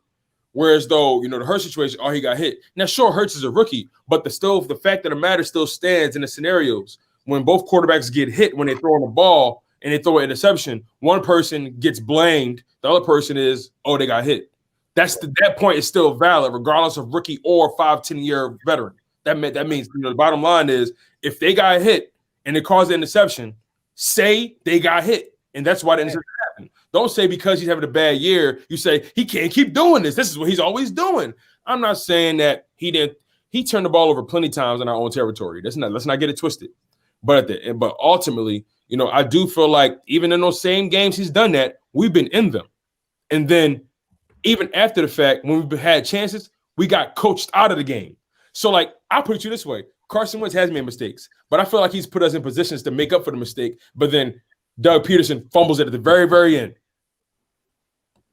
Hey, and real quick, fellas, I just wanted to say also because like a lot of this stuff, again, that we seeing right now, you know, it's terrible to watch. But at the same time, like, I know everybody is intrigued by seeing this, you know, seeing what Jalen Hurts can do. Because honestly, look, we already know we've been seeing the insanity train with the Eagles doing the same things over and over with Carson Wentz, not helping him, not putting him in any kind of position to succeed. But at the same time, it's like I'm concerned again with once you've gone this route, you've benched Carson. It's now known. This is a mental psyche game. And I'm going to tell you right now, like, Carson has been playing timid out there. He's scared to make mistakes. He's like, every time he goes out there, he's like, you know, I can't throw a pick. I can't go out here and play freely. Jalen Hurts has that luxury right now. He's a rookie. He ain't got no real expectations. He can go out there and let that thing fly. If he throws picks, oh well. But at the same time, when you mess up a franchise quarterback psyche like this, I don't see us going back. And I'm scared at this point. Again, I'm on the whole, we might as well trade Carson Wentz at this point in time. We got to find some kind of trade partner because right now, I don't see us coming back to Carson.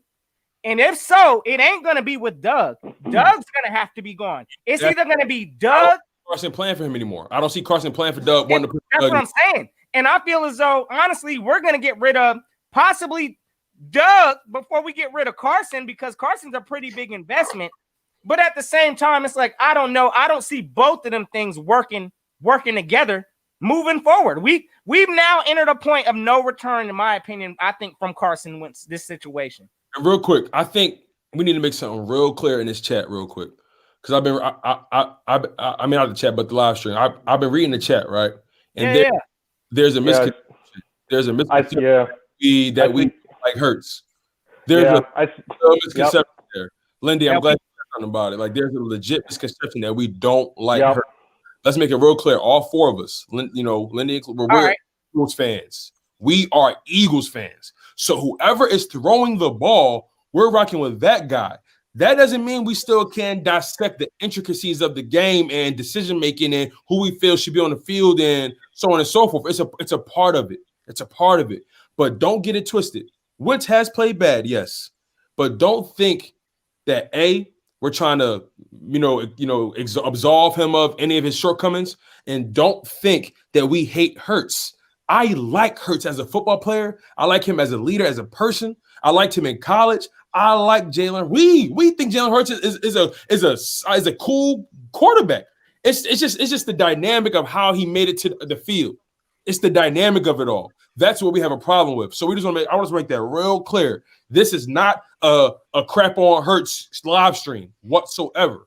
Hey, real quick, I'll shoot out because I know the game about it. It's not. Go ahead, bro. No, it's not a crap on Hurts. It's really my thing is not directed to Hurts at all. Hurts did nothing wrong. Hurts got drafted. He didn't draft himself. Hurts didn't bench Carson Wentz. Hurts didn't play call for Carson Wentz. Oh my gosh, Lamar Jackson getting busy. Touchdown. But anyway, Hurts, I have no problem with Hurts. My problem is with Doug Peterson. And I just seen a comment that you just flashed through real fast, Notion, and I had to think about it. No, I'm going to tell you what it was. Okay. No, I'm going to tell you what it was. Somebody said Doug Peterson is going to give up play calling. If Doug Peterson gives up play calling, I am going to throw my TV, my microphone, my computer, all my phones. I'm trying to tell you because that's just not fair. That if he do that, that just ain't fair, man. Like you can't do that.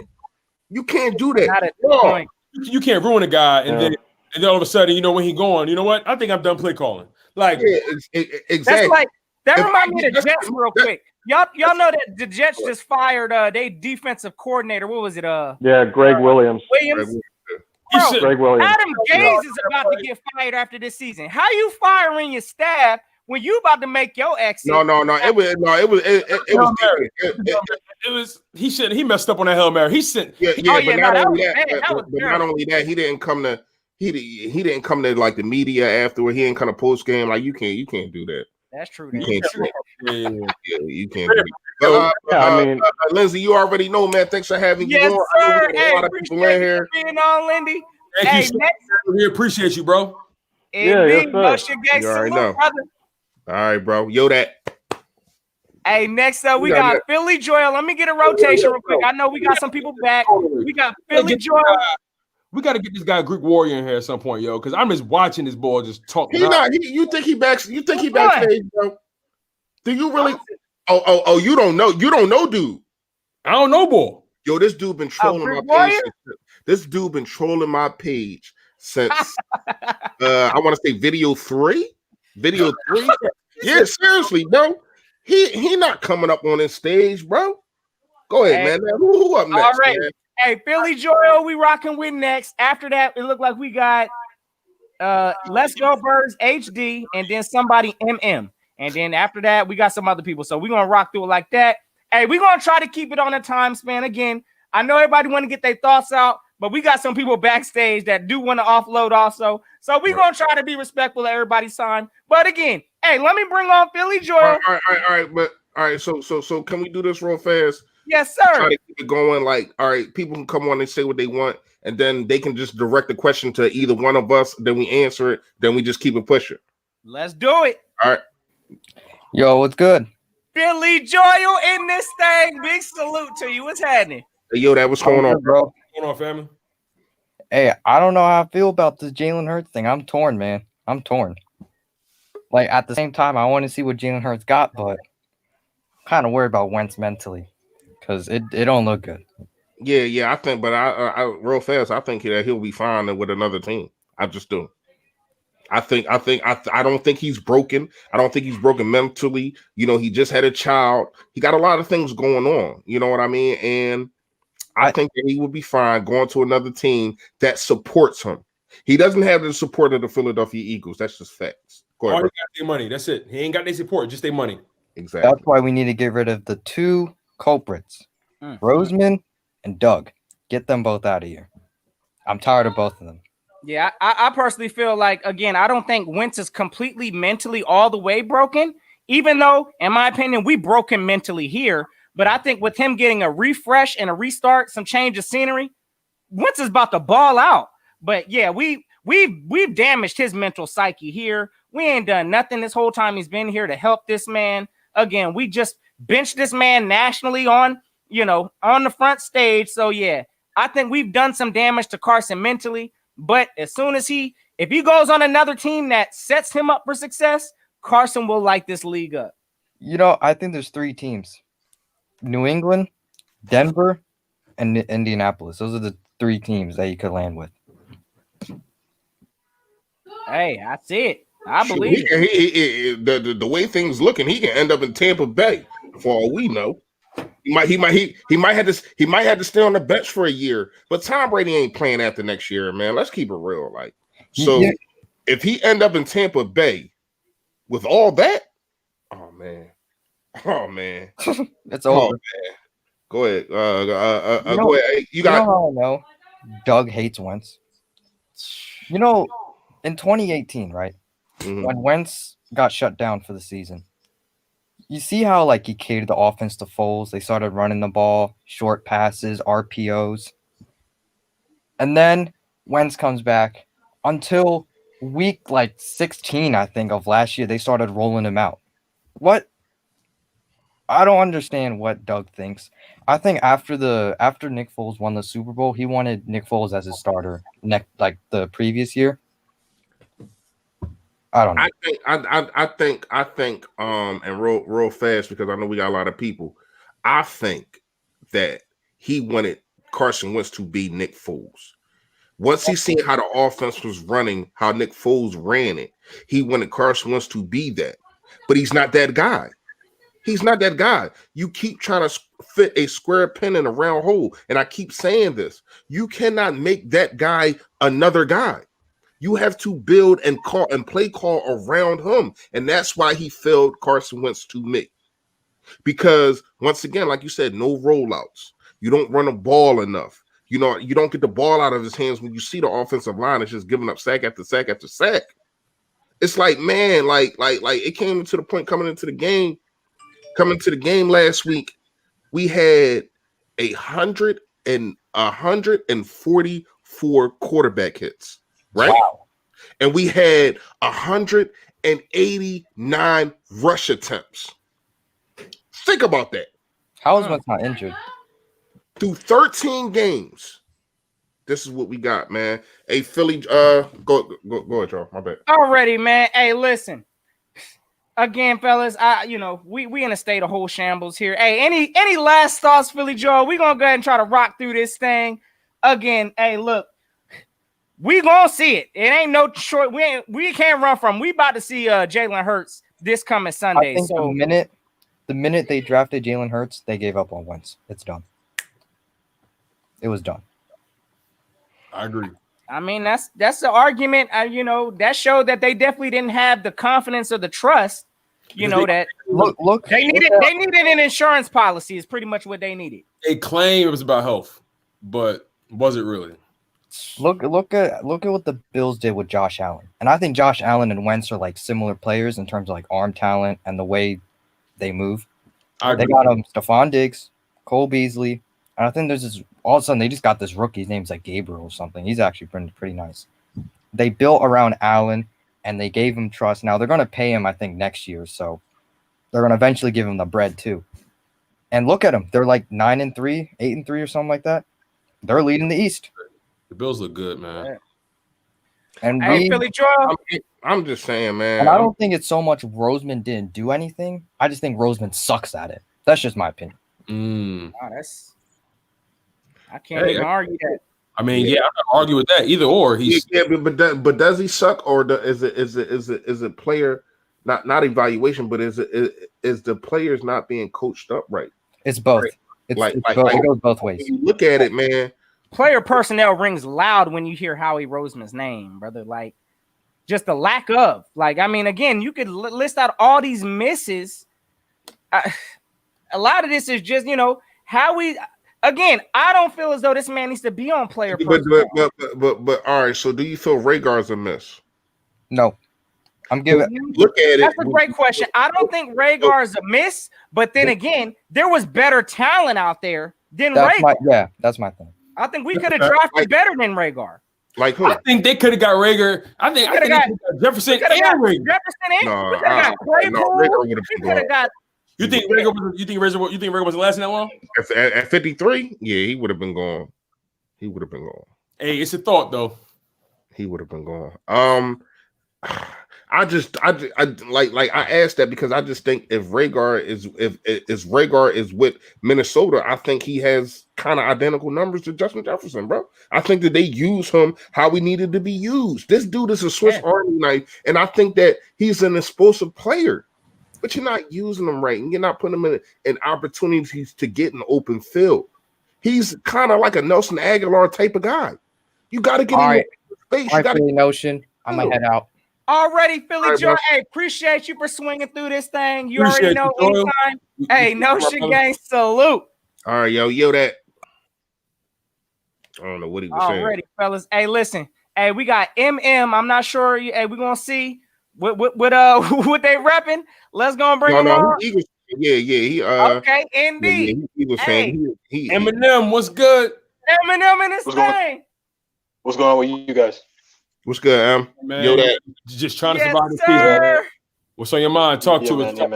Spill your guts, man. So, you guys in previous calls have pretty much covered it up. I think I've come around to agree with the decision to bench Wentz for the rest of the season, or at least for this game.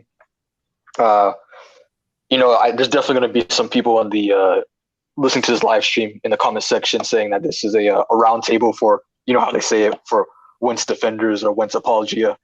I know what you guys are saying. You guys it's true he's not playing well. Even though this team is not good as well, he's still not playing well.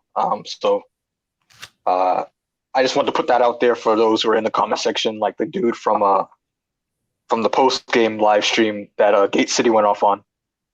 He's always talking about how people are always apologizing for Wentz. But anyway, that's a side story. OG TV. I was hoping to see him in here. I don't see him yet. Yeah. He was in. I know he's your biggest fan, Fresh. What do you? Yeah, he was. Yeah. Well, you know, him and Mike kind of agree, so you know he gonna be in that job. See, that's the thing though. I don't, and this is kind of a side thing, but really, you and Mike don't really disagree all that much. You may be a little bit more charitable to Wentz than he is, but you both recognize that Wentz, he's not playing well, and that for me, my personal theory is that he's probably having something mentally is going on, and another side story. A lot of people think that's mentally weak of him. That's one thing that kind of annoys me when you have armchair psychologists calling the man mentally weak. You say this all the time, Fresh. Since the Super Bowl, he's had to walk to the facilities, seeing that statue, and he says it doesn't bother him, but that definitely bothers him. He's a competitive guy.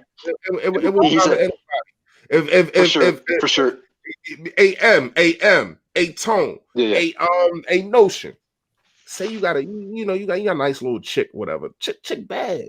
You mess with her, you dealing with her, you know what I mean? And she just got a picture of her dude above her bed. Her ex dude. Bro, and you like the equivalent. You like, yo, like you everything, you good. Everything is good with you. You cook, you clean, you're bad, you give me back rubs, you do everything right. But she can't get rid of this picture. You can't get rid of that picture for me? Yeah. Come on, man. Yeah.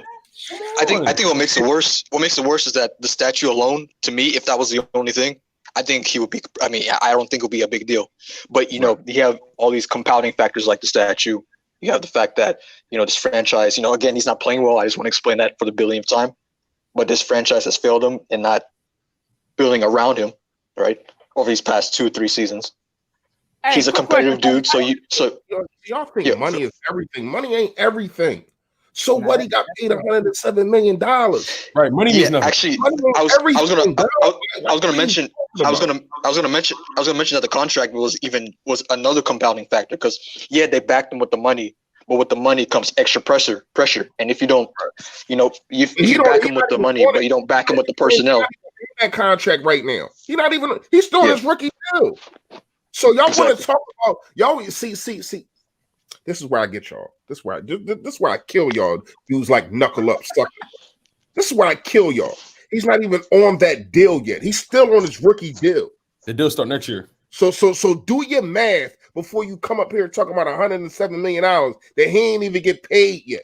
He ain't get that $100 million yet. Do your due diligence before you come on here trying to talk to the general. Seriously, man. Yeah, and like I was saying, the contract.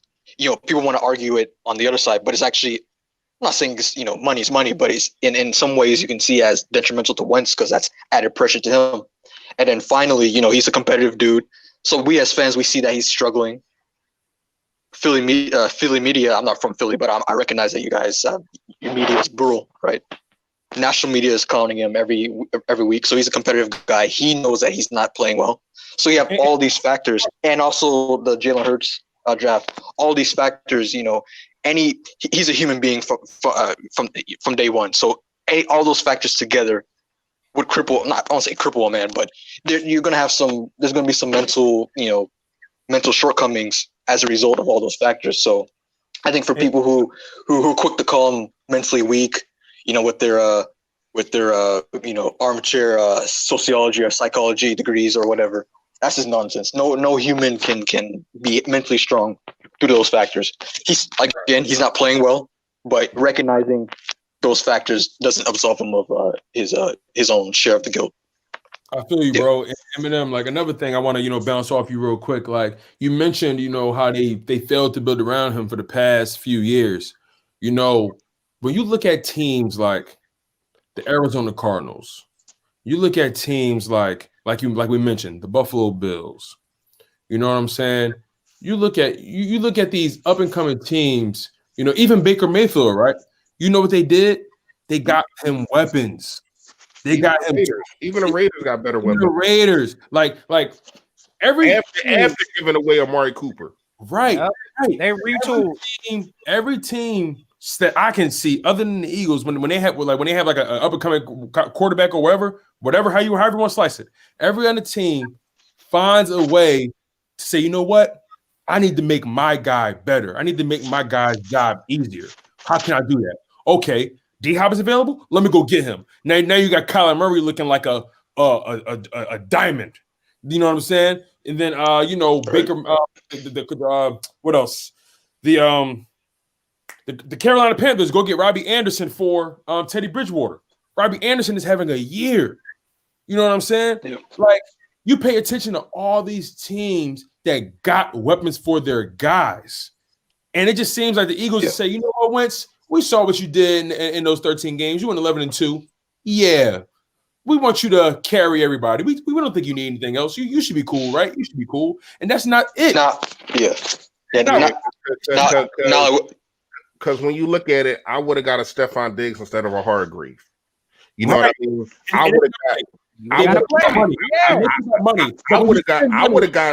would have got a Hopkins instead of a Darius Slay, who we have not talked about this chat. And I want to know later on how the heck y'all feel about him right now. You know what I mean? So really, when you look at it, you do everything but try to get talent for your guy. Why didn't you sign back? And shout out to Be More Philly. Me and him went back and forth about this. Why didn't you sign back a Big V? What you talking about, bro? Why didn't you sign back Big V when you look at it? You thought Dillard was the guy? Even if you did, like, why didn't you try to sign him back to a deal to where as though he has a backup? You know what I mean? Like Big V is serviceable, and we see that he's a starter at the Detroit Lions right now. So when you look at it, man, the moves that was made was so suspect. Yeah, and I had no problem. I had no problem with the Hopkins as much as a lot of people did, because of the fact that I think that they wanted Miles Sanders. You know what I mean? Yeah. And I like Miles Sanders a lot, and I probably wouldn't have gave up Miles Sanders. I don't know, because of his rookie deal. You know what I mean? Now, if it was a David Johnson who they paid, see, the Cardinals paid David Johnson, so was able to get up under that contract by giving it to Houston. But we have Miles Sanders, who's not being used as much. But when you look at it, he's still under a rookie deal, and you would have had to pay Hopkins from the rip. So I ain't really had no problem with the Hopkins, but the Diggs I got a problem with. I don't understand why you ain't go get him. We already know how I feel about DK Metcalf. Don't understand that one. And you want to talk about culture guys? No, bring in winners, bring in talent. I'm tired of hearing about a guy that fits this culture. How about you bring somebody that fits winning? How about you bring somebody that fits your quarterback and can help him? Because J.J. Arcega-Whiteside can not.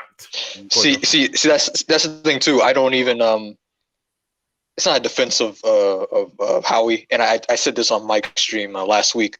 I'm not even upset that he didn't go for DK Metcalf, because I get the argument about culture guys. I get the argument about, you know, he did have some injury history, and Howie was like, okay, I already have a guy who can't catch in Algar, and you know, I already have injured guys on my roster, so let me go for a sure guy. Now, what I am upset about is that he went for J-Jaw. I'm not trying to disparage J-Jaw in his college career, but you had a better guy in Terry McLaurin and other, I'm forgetting the names at the moment, but you had other proven wide receivers that you could have went for. But I will say this: I don't want to say exactly. I don't want to say that he didn't get any weapons, because I think Jalen Reagor is that guy, is definitely that guy. I just think if Jalen Reagor were drafted last season, I think he would have been the perfect one. I ain't really got no problem with this draft, Emma. Other than the second round, I really don't got no problem with this draft. A lot of people think we got a problem with this draft. In reality, it's not. It's this actually, if you really think, besides that second round pick, it's his best draft. Yeah, bad. His best draft in a while. I'm saying, yeah, that's what I was getting at. Yeah. Like when you look at it, 2017, nobody's here except for Nathan Gary. For sure. Hold on, y'all. By the way, I need to. Hey, hold on, real quick. Did y'all just say that this draft was the best draft? Is that what that what you call had? That Howie had? Yeah. The Howie had. Which one was better? Remember, Chip No, Jefferson. yeah. When you look at all of it, but I'm not convinced this draft. I mean, brothers, where's Quez Watkins at? I don't even know. Yeah, but that's not his fault. That's true. I don't put that. That's not his fault, bro. That's true. That's true. I think if Quez was on another team, he would be putting up some numbers. Bro, I think Quez was like the top 3 receiver, like the top 3 fastest wide receiver in that draft. He has something, and we're not using it. Not using them. That's what I'm saying. I think we seen that Hightower got something. You know what I mean? I think Kayvon Wallace has something. I think that for sure. I don't know about this Taylor thing. I don't know. I don't understand why you drafted I don't know about Taylor. So yeah, I give you a little slight about that, but we don't know because he's not on the field. Bradley. Instead, you want to put in Nathan Gary and TJ Edwards. That we know they ain't. He actually, Davion Taylor, he did play Sunday, but he got injured, which is typical of the team. So, with TJ, but oh, you talking about Taylor? Yeah, he got injured on. Taylor. Yeah. I'll be honest, I think we're using Taylor wrong. And what I mean by I that, agree with that. I understand. What about Bradley though? What about Bradley? Anytime Bradley comes on the field, he makes a play. No, I agree. But as far as Taylor though, because I think Bradley's more refined than Taylor. But as far as Davion Taylor, if I'm coaching, right, I look at Davion Taylor and I understand that he's a freak athlete at that position. Athlete. You know, just from a pure physical athletic perspective, he's a freak. Hey, and we gotta get some more people on here. Thank you. I just one more thing I want to say. To answer your question about Darius Slay, I don't want to slander the man because I like him. I like his family. But it looks like he's aged in the past 2 weeks. He went from 32 to like 52. Everybody keeps saying it. But yeah, man. But other than that, you guys take it easy. Keep doing what you're doing, and yeah. Indeed, man. No Shigay, salute. Appreciate you swinging through. Hey, yo, man. but real fast, Tone, say what you was gonna say. Say what you was gonna say. What was the last thing I said? I think he was talking about Taylor or yeah, right. Davion Taylor, right? Now, here's my thing with Davion Taylor. Davion Taylor is a freak athlete. That's one of the reasons they drafted him, because he was such an athlete, but he's a project to the position.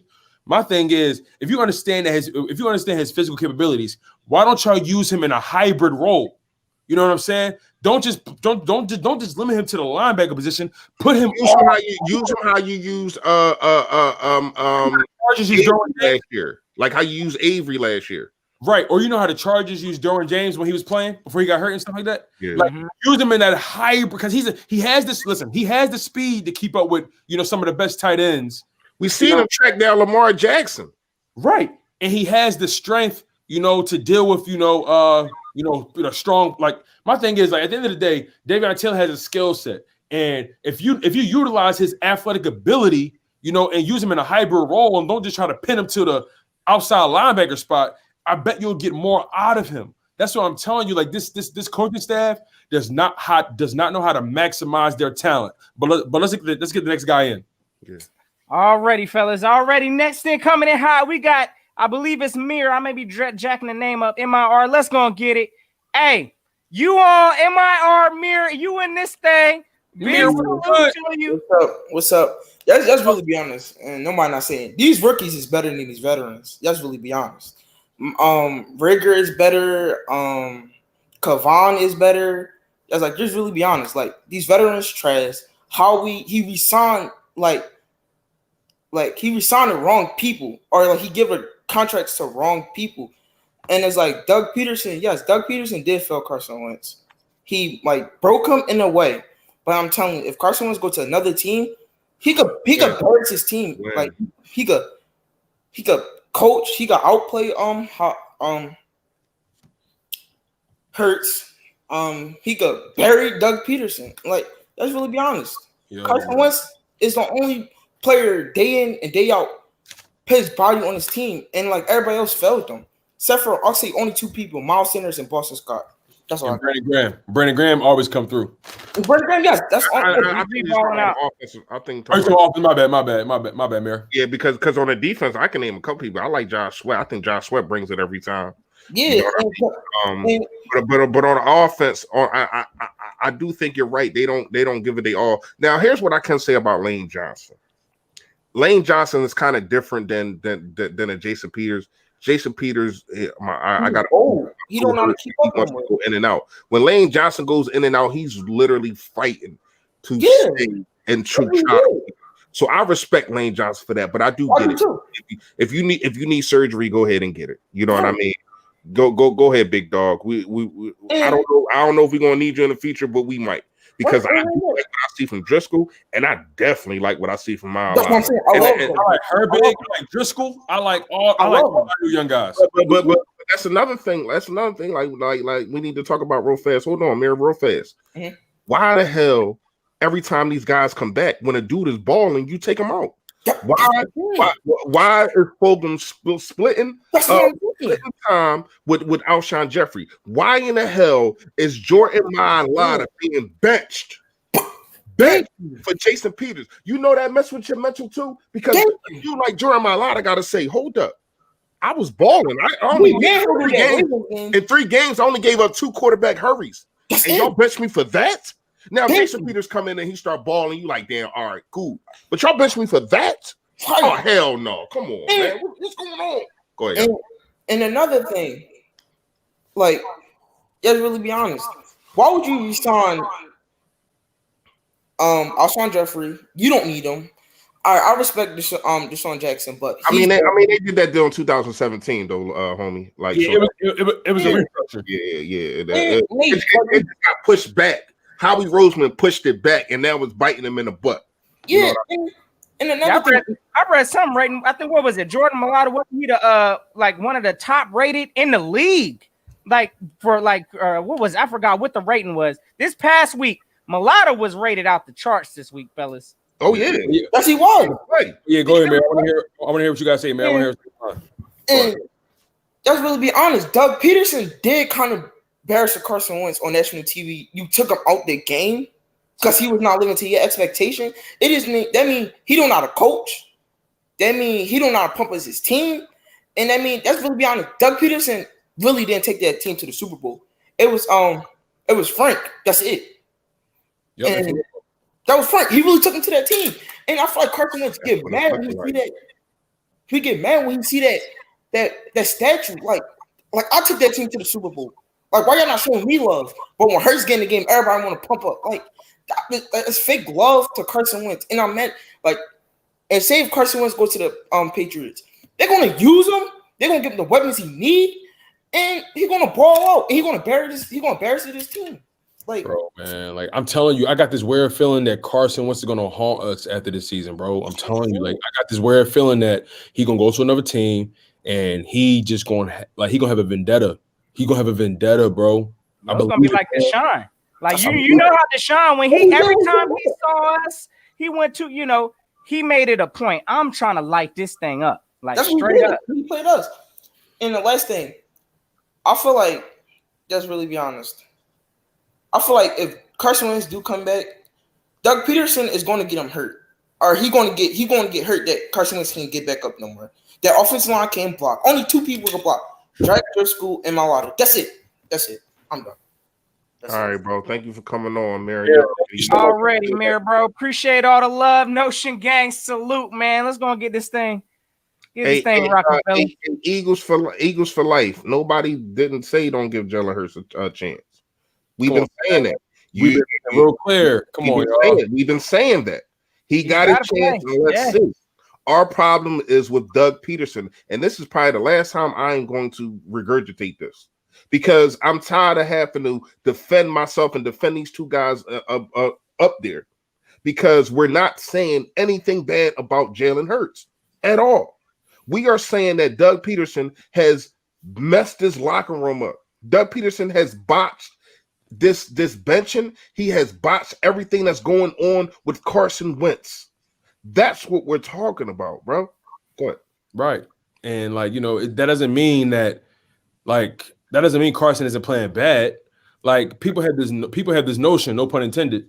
People have this notion that we like because you mentioned one thing, you're excluding the other thing. No, I only got one mouth. I can talk about one thing at a time, bro. Relax. Like so it's like if we mention Doug, it's like, wait, what do you mean? What do you mean? Carson won't throw the ball. You do realize somebody got to call the plays, somebody coaching him, drawing up. Like this is not basketball. We got a lot of basketball fans watching football, man. It's wild. Because they seen him do it last year, bro. That's what it was. They seen him put the team on his back last year and win the division. And what's really going on? You can bring the next person on, Ocean. What's really going on is that he just can't do it this year, and people are mad about that. That's really what it is. Go ahead, bro. Hey, that's facts. Hey, salute to my guy, Infamous 2K in this thing. You already know, bro. What's going on, bro? Let us know what's on your mind, bro. Holla at us. Infamous, you on mute, dog? I think you're on mute, Infamous. Y'all can hear me? Yes, sir. Look, man, it's about time. Carson Wentz is a bust. It's exactly what a guy who don't know a lick of football would say. Y'all keep talking about the Patriots, Indy. You want to know where I want to see Wentz end up? I want to see him end up with 11-1 Pittsburgh Steelers with Mike Tomlin.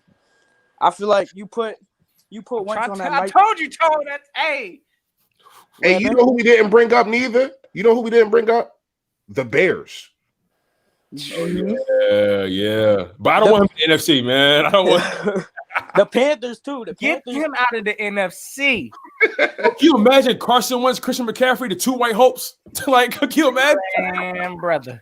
Wow. Look, I think they like their quarterback though. I think they like quarterback. They like Teddy. Who, Bridgewater? Yeah. He's a. Let's be honest. I know they like him, but let's be honest. He's a placeholder. We know that. Yeah, he like a filling gap. Yeah. So here's all right, go ahead, 2K. Go ahead. My bad. Go ahead. Yeah, no problem. So here's my whole thing about the whole Wentz Hurts thing. I think it's the wrong decision. I don't think we should start. I think here's the whole thing. We're playing the best defense in the league. I don't think we should start Hurts because I feel like the same confidence issue is going to happen to him as well. Put in goddamn Nate Sudfeld. Let him get hurt or not get hurt, but let him get hit or something. The man is not going to snap all year. And we a quarterback factory. Yeah, exactly. What does that even mean? Here's the thing. I mentioned this in Tone Stream yesterday. Again, if you wanted a quarterback who can move out the pocket, why is Carson Wentz way more than Ray Lewis? Why is that a thing? And people say he's 6'5". Okay, Ben Roethlisberger. He's called Big Ben because he's fat too. He weighs more than Big Ben. Why are you telling your quarterback who used to be able to make spark plays like Hurts? Because let's be honest, when a playmaker makes a play, if Brett Favre made a play, if Lamar Jackson jukes out and makes a play, that's gonna have a spark.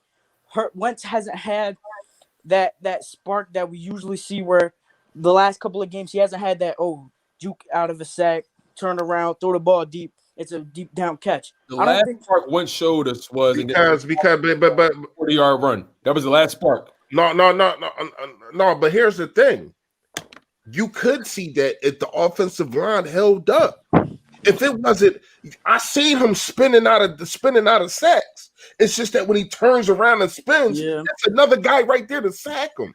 So who knows if this offensive line held up even more? You don't see them kind of plays because I seen him getting out of trouble. Even the last game, he had nowhere to go. Even when he was juking and all that kind of stuff, he ain't got nowhere to go. It was the same thing with Hurts too. And it may be a situation that possibly the league caught on to that. I mean, look, I'm gonna tell y'all right now. I know every time I think it's more offensive line notion. No. Yeah, no, I completely. It is the offensive line, but what I'm saying is like we know when Wentz gets in that frustrating, flustered moment, we know he's going to eat, and it scares me every time. He does this bend down thing where he's trying to duck the defender. Oh, you talking about when he? Yeah. Yes, brother, we see it all the time, brother, and. I mean, it's gonna work more times than not, though. But Infamous, we gotta. It works. It works. It works. But again, like, I mean, this man done put on the weight. He looking a little more sluggish with that. Keep doing it right. Yeah. That's the same thing with Boston Scott. Boston Scott with that damn spin move. He got his behind smacked in the Cleveland game doing that damn spin move. Yeah. Yeah. Cut that spin move down when you don't need to do it. Here, I wanted to elaborate about the one read quarterback thing, right? Okay. So I look back, he did a one read all game, right? And I tried to give him the benefit of the doubt because I want to be excited, right? He's going to be our quarterback. So I'm like, okay, maybe the playbook is limited a little bit. Maybe they don't want him to get hurt. So I go to his college highlights. He's a one read quarterback. It is what it is. It was the same thing in college. One read, if not there, take off. And his O-line was good last year. So he's not a guy who he's gonna miss reads, because if you look at I think it was the fourth quarter, 2 minutes left, 1st and 10. He had got it right over the middle, but then took a sack because he was looking at Fulgham the whole time. And if you look at the offensive line, right, you can technically say in some plays Wentz is a one read quarterback because he doesn't have time to get to a second one, right? So there is something called for the people who don't know, there is something called a timing route, and their progressions are scripted, y'all. If somebody's running a route, right, and he's your first read, you're not looking. If it's a timing route, you're not looking at the safety, you're looking at the receiver. That's all they did with Hurts. Exactly, and that's where the coaching is failing. Because if you're telling this guy, I schemed this guy open, he should be open when you look at him, and he's not. Now you like, okay, I got to go to my second read, but now I'm getting sacked. Mm-hmm. And you can see in the film, he's looking at his O-line after he finishes. It's like first read, okay, not there. Let me look at my O-line, make sure 300-pound guy not about to. And you know what sucks a lot of. If you look at a lot of his sacks came from him about to throw the ball, but then last minute tucking in, and they're hitting him right in the ribs, dog. That hurts. That right there hurts. And we seen him getting up limping a couple times, mm-hmm. and it ain't because of no leg injury. He got up limping because he probably couldn't breathe for about 3 seconds. But y'all, I'm pretty sure y'all familiar with taking shots after he throws the football. Mm-hmm. I know you. I don't know if y'all familiar with. He's always in like everybody's chat. His name's like Bobby Murphy. Always talking crap about Wentz. And then he earlier in the stream, y'all put up the comment. He said, "So Wentz could carry a practice squad last year, but can't this year." I play corner. One of the hardest things, and I mention this every time, one of the hardest things to do as a corner is guard a guy when you have a quarterback who is extending the play. Because right there, when they get to the end of the route, they're just looking for the soft coverage. They're not really running a specific route on the playbook. So when you have like guys like DK Metcalf and Russell Wilson who's running out the pocket, extending the plays, DK Metcalf finds a soft zone. It's hard for Darius Slay to guard that, right? So my whole thing is when Wentz was able to do that last year, because our O-line was pretty good, it was a lot easier. Hello? Yeah, we are. You good? You muted now. My mom walked in. Hold on, give me a second. No, you good. You all good. All right, but no, I feel what you're saying though. Like it's like, at the bottom line is, right, at the end of the day, when your guy is struggling, you do what you have to do to make sure he's not, right? Mm-hmm. And let's just keep it real. Let's keep it plain. Doug didn't help Carson Wentz not one time this season. Mm-hmm. He didn't help him not one single time. And it's weird to me. We're supposed to be a unit. We're supposed to be a one band, one sound. Shout out the drum line. Right. But like my thing is like you like can anybody definitively say that's in this live stream, in this chat, whatever. At the end of the day, regardless of how you feel about Wentz, regardless of how you feel about Hurts, regardless of how you feel about Doug, let's just talk about the eye test. Just keep it very plain. Mm-hmm. Do you think Doug Peterson, knowing what he knows about his quarterback so far, and we're about 14, 13 weeks deep, do you think he's done remotely anything to make Carson Wentz's job remotely easier? Not one. But he did. He benched him. Here's the you ain't gotta take no more hits. It don't get no easier than that. You ain't gotta suffer all this pain, big dog. I'm gonna let you sit your behind on the pond. Here's the thing. No, in all seriousness, you're right. People think the quarterback just run everything. Like the quarterback, he threw the ball. It's people that really think that Carson Wentz gets up there and changes plays. If he was changing, I'm pretty sure he would change to a damn run play. So, here's I have a question for y'all, right? So, and I mentioned this in tone because it's harder for me to come with like a hot take because a lot of it is what everyone knows, right? I have one question which is an unpopular opinion for y'all, and then I have this one, which is what is Hurts going to do when the Saints set the contains, pinch the middle, there's no receivers open, nowhere to you can't do anything, and when he comes out this game, and if he does bad, here's the difference between Wentz haters and people who think Wentz is good, who are still supporting Hurts. I know everybody in this panel. If he does bad, if he throws 2 picks, and it's not his fault, we are gonna sit here and say it's not his fault. It's the O-line. I said it last week. I said it last week, bro. It don't matter who it is. It don't matter who it is. Yeah, I said it last week. It was not his fault. It was not his fault on that pick. On that pick. Yeah. But my whole point is it's not the same when it comes. If Wentz threw that pick, everyone will be like, "Oh, you had the." And I told this to Tone. He had Rager open. He didn't have to throw that pass. People be like, "Oh, you could have had him," or there's stuff like that. And here's an unpopular opinion, and I want to ask you if y'all agree. I don't see Hurts against the Saints finishing the game. I don't think he'll finish the game. I feel like it'll be.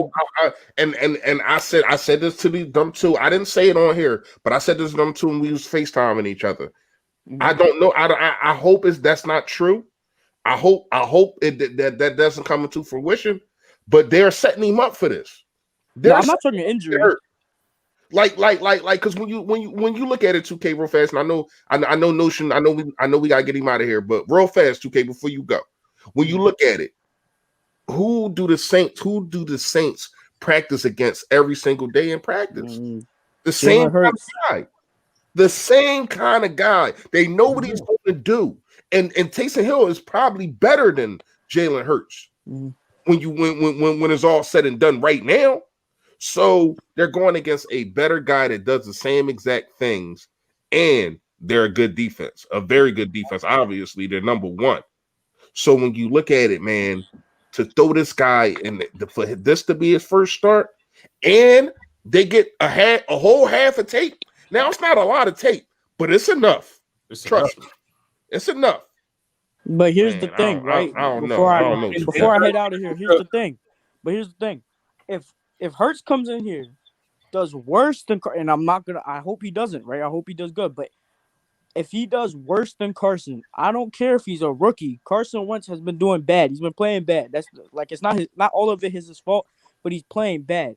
As a rookie with no tape, you don't really know exactly what he's fully capable of because you only have a quarter of tape. I don't think is enough because think about this, right? Lamar Jackson. You got a whole half, bro. Got a whole half. But here's the thing. He played the whole half. I know he didn't start the third quarter. He came in like he came in like a few minutes. He came in like the last few minutes of the third quarter and then got the ball back in the fourth. Like at wait, who y'all talking about? Y'all talking about Jalen Hurts? Yeah. He didn't start the half. No, he didn't. No, he didn't. Start the half. Wentz came out, I think, and threw like a couple pass. It was like a series, and then that was it. Bro, he started the half. Bro, I promise you, he didn't. Listen. Even if he did, right? I have to double check that. You might be right, Fresh, honestly, but I believe that they even said it in the whatchamacallit. When they was in the locker room at halftime, he told them that Jalen Hurts was just going to play a series, and he ended up playing he played the whole half, bro. Because I knew we was waiting for it to come. Okay. Yeah. Let me get this real quick. And Lamar Jackson, if you're looking at, he's having a down year. I'm not sure if y'all paying attention to the Ravens, but he's having a bad year. We can't see that, Tone. You gotta tell us. Yeah, I realized that. Yeah, I realized that. My bad. But he's having an off year. He has his completion percentage is like I think really top pack. Maybe I think 23rd in the league. He's not doing well this year. Defensive coordinators are not gonna call a perfect game plan against a half of football against a rookie quarterback. That's just not gonna happen. With only a week to do all that. Well, you don't even have a full week. You have 5 days to game plan, and then you have to practice it, and then you have to do all the extra stuff. I don't think they're gonna have. I don't think a half is enough to game plan against Jalen Hurts because you don't know. We all know. What if they start running the ball more? They're probably gonna be more keen to the run because they know. Think about it with Gilbert guy. The play calling when you saw Gilbert get in against the Steelers, the play calling was so different. They ran end arounds, and the same thing with Danucci. They ran end arounds, they ran screenplays, they did all this different stuff that they haven't done before. And I don't think like that special teams thing to try to get more field position. I don't think it's gonna be the same play calling. I don't see it happening. But I called it. I literally said like a week 6, week 7. I said if Jalen Hurts plays, the play calling is gonna switch. You right, Tom. Y'all right. No, but I'm gonna let y'all. Already infamous. Hey, bro. Hey, you already know. Anytime you welcome, bro. Appreciate all the vibes on here, man. For sure, man. Yes, all love, sir. Of course. No Have a good one, salute, brother. Have a good one. Yeah, you right. He played. So did he start? It was like a Carson couple throws, so it wasn't long. Carson played the first series. He played the first series. Okay, that's what it was. Yeah. So he played the first series. All right, so. Dope. So yeah, next time we're gonna bring on Edwin Gang, and then after that, I got Edwin, and then it looks like we rocking with Rick, and then Let's Go Birds HD, and then I got Nick B. Then it look like I got Philly Ace 21. So we got some people locked in. We're gonna try to keep it rolling again. As soon as we let y'all in, gang, let us know what's on your mind. If y'all got questions, make sure y'all ask them up. But we're gonna go ahead and dive into it, gang. So Edwin, hey, big salute to you, Edwin. Hey, I don't know where my guy is right now. He might be getting back to a station. All right, Edwin, I'm gonna tell you what. I'm gonna bring you on next, brother. Yeah. Put it I'm gonna back. bring him on next. All right. So next we got Rick in this thing. Hey, what's up? Big salute to you, Rick. What's going on? Nothing, man. First, I want to say, I don't know why people think that Jalen Hurts is any different because in Alabama he had accuracy problems also. He had really bad accuracy at Alabama. And the reason why nobody talked about it because Alabama was so good. And secondly, I want to say about week 3 of the beginning of the season, I had a dream that Carson Wentz went to the Patriots. And I said, and I woke up from my dream. I was like, ain't this some shit? I said, this is crazy. Man, I called my sister, man. She a Cowboys fan. I said, man, tell me why I had a dream Carson Wentz went to the Patriots, man. Hey, you think Bill Belichick wouldn't let her have Carson Wentz right now, man? Man, I'm telling you, if Bill Belichick had Carson, man, it's over, man. Bro, he would love to have Bull. Like it's, oh my goodness, man. They going on another run. Man. Like seriously. Yo, somebody put in the chat, Carson or Cam. Yeah, right now, Cam can't even throw the ball. Like Cam is horrible. Like Cam actually probably now other than the turnovers, Cam probably playing worse than Wentz. Like in all, when you really look at it, he's been bad, man. He's got a better defense. Yeah, and also he got a better defense, and they run the football a lot. Yeah. A lot. And also for the people saying that Doug is gonna run the ball more, no, he's gonna want to try out his new toy. He's gonna want to see what his new toy can do, and it's not gonna end right, man. But it's all good. Hurts ain't gonna let no one hurts. No one hurts. If Doug called passing play, he gonna be like, nope, he gonna run that John. Watch. Exactly. Hurts gonna change the play up quick. He gonna check his first read. It's not there. I'm gone. I'll catch y'all down the field. Because that's one thing I think we're gonna get with Hurts. Shout out to Philly Talk Podcast, aka Philly Mike. He's absolutely right. If you're trying to get in and you can't, it's because it's 10 people in here. You know what I mean? So we only allowed to have 10 people, and that includes us. So we're only allowed to have seven other people in here. So obviously, you just got to hold on. We're going to try to get people out. Yeah, but I'm gonna go for y'all get more people up in here. All right, man. Thanks, Rick. Thank you for coming out. Right. Thank you so much, man. We appreciate you, bro. Come back again. Already, brother. No problem. All right, so hey, Jen, hey, Tone, how about we do this, fellas? How about we bring 2 people on at a time? Y'all with that? We'll try to get what I'm saying. Get as many as you want to keep it. All right, let's try it and see how it works. Yeah, that'd be right. I don't know how many times we're gonna do that, but go ahead. Hey, you already know. I would love for it to be a Wentz hater and then somebody that right. It'd be and then they just go at it. I would love that. You know what I mean? It'd be. All right, go ahead, bro. All right, so it look like we got Let's Go Birds HD. And I'm gonna bring. He like us, you know. He understands what's going on once. He like us. Oh yeah, absolutely. Okay. Let's go, Birds. HD. What's going on? I'm also LGB. bringing Philly 21 in this thing. Hey, let me know if y'all can hear me. LG, Yeah, you good, bro? good. That's good. Philly Ace 21. Okay. Hey, so I'm gonna mute you real quick, Philly Ace 21. I'm gonna let HD go first, and then I'm gonna bring you on. All right, I'm gonna let you knock your spill. All right. So what's up? Let's go, Birds. What's happening with you, bro? What's going on in your mind, bro? What's good, yo? No, I'm just Yo, Dad. What's up? Yeah, what's up, little homie? What's up? You good? Yeah, I'm good, bro. I stubbed my toe and I barely can walk, but I'm good. Oh man, don't tell me you got the Jason Peters. He got the JP toe. Got the Jason Yeah. Peters injury. But what's on your mind, LGB? Talk to us, man. What's on your mind? How you feel about this whole Hurts starting against the Saints, man? I'm fine with it. You know, I'm not a fan of any player besides a few people on this roster right now, but I'm an Eagles fan. And if Hurts gives us a chance to win and gets us to a player just to the playoffs, which is a very slim chance for that to happen, I'd be happy, and I'd be happy to roll with it because I want winning. You know, I want to win. You know, winning is that drug, and once you have it, you know, you can't stop. You know, and that's why people are simping from that 2017 season. You know, because it's like we were winning and it was so great. You know, we were dominant. Not just winning, we were dominant. I know, like 19 picks for the defense, 12 forced fumbles, third in the league in rushing yards per game. And it's just crazy. Like, you know, run the ball to support Carson Wentz, you know, to help him out. But it all comes back to how we were.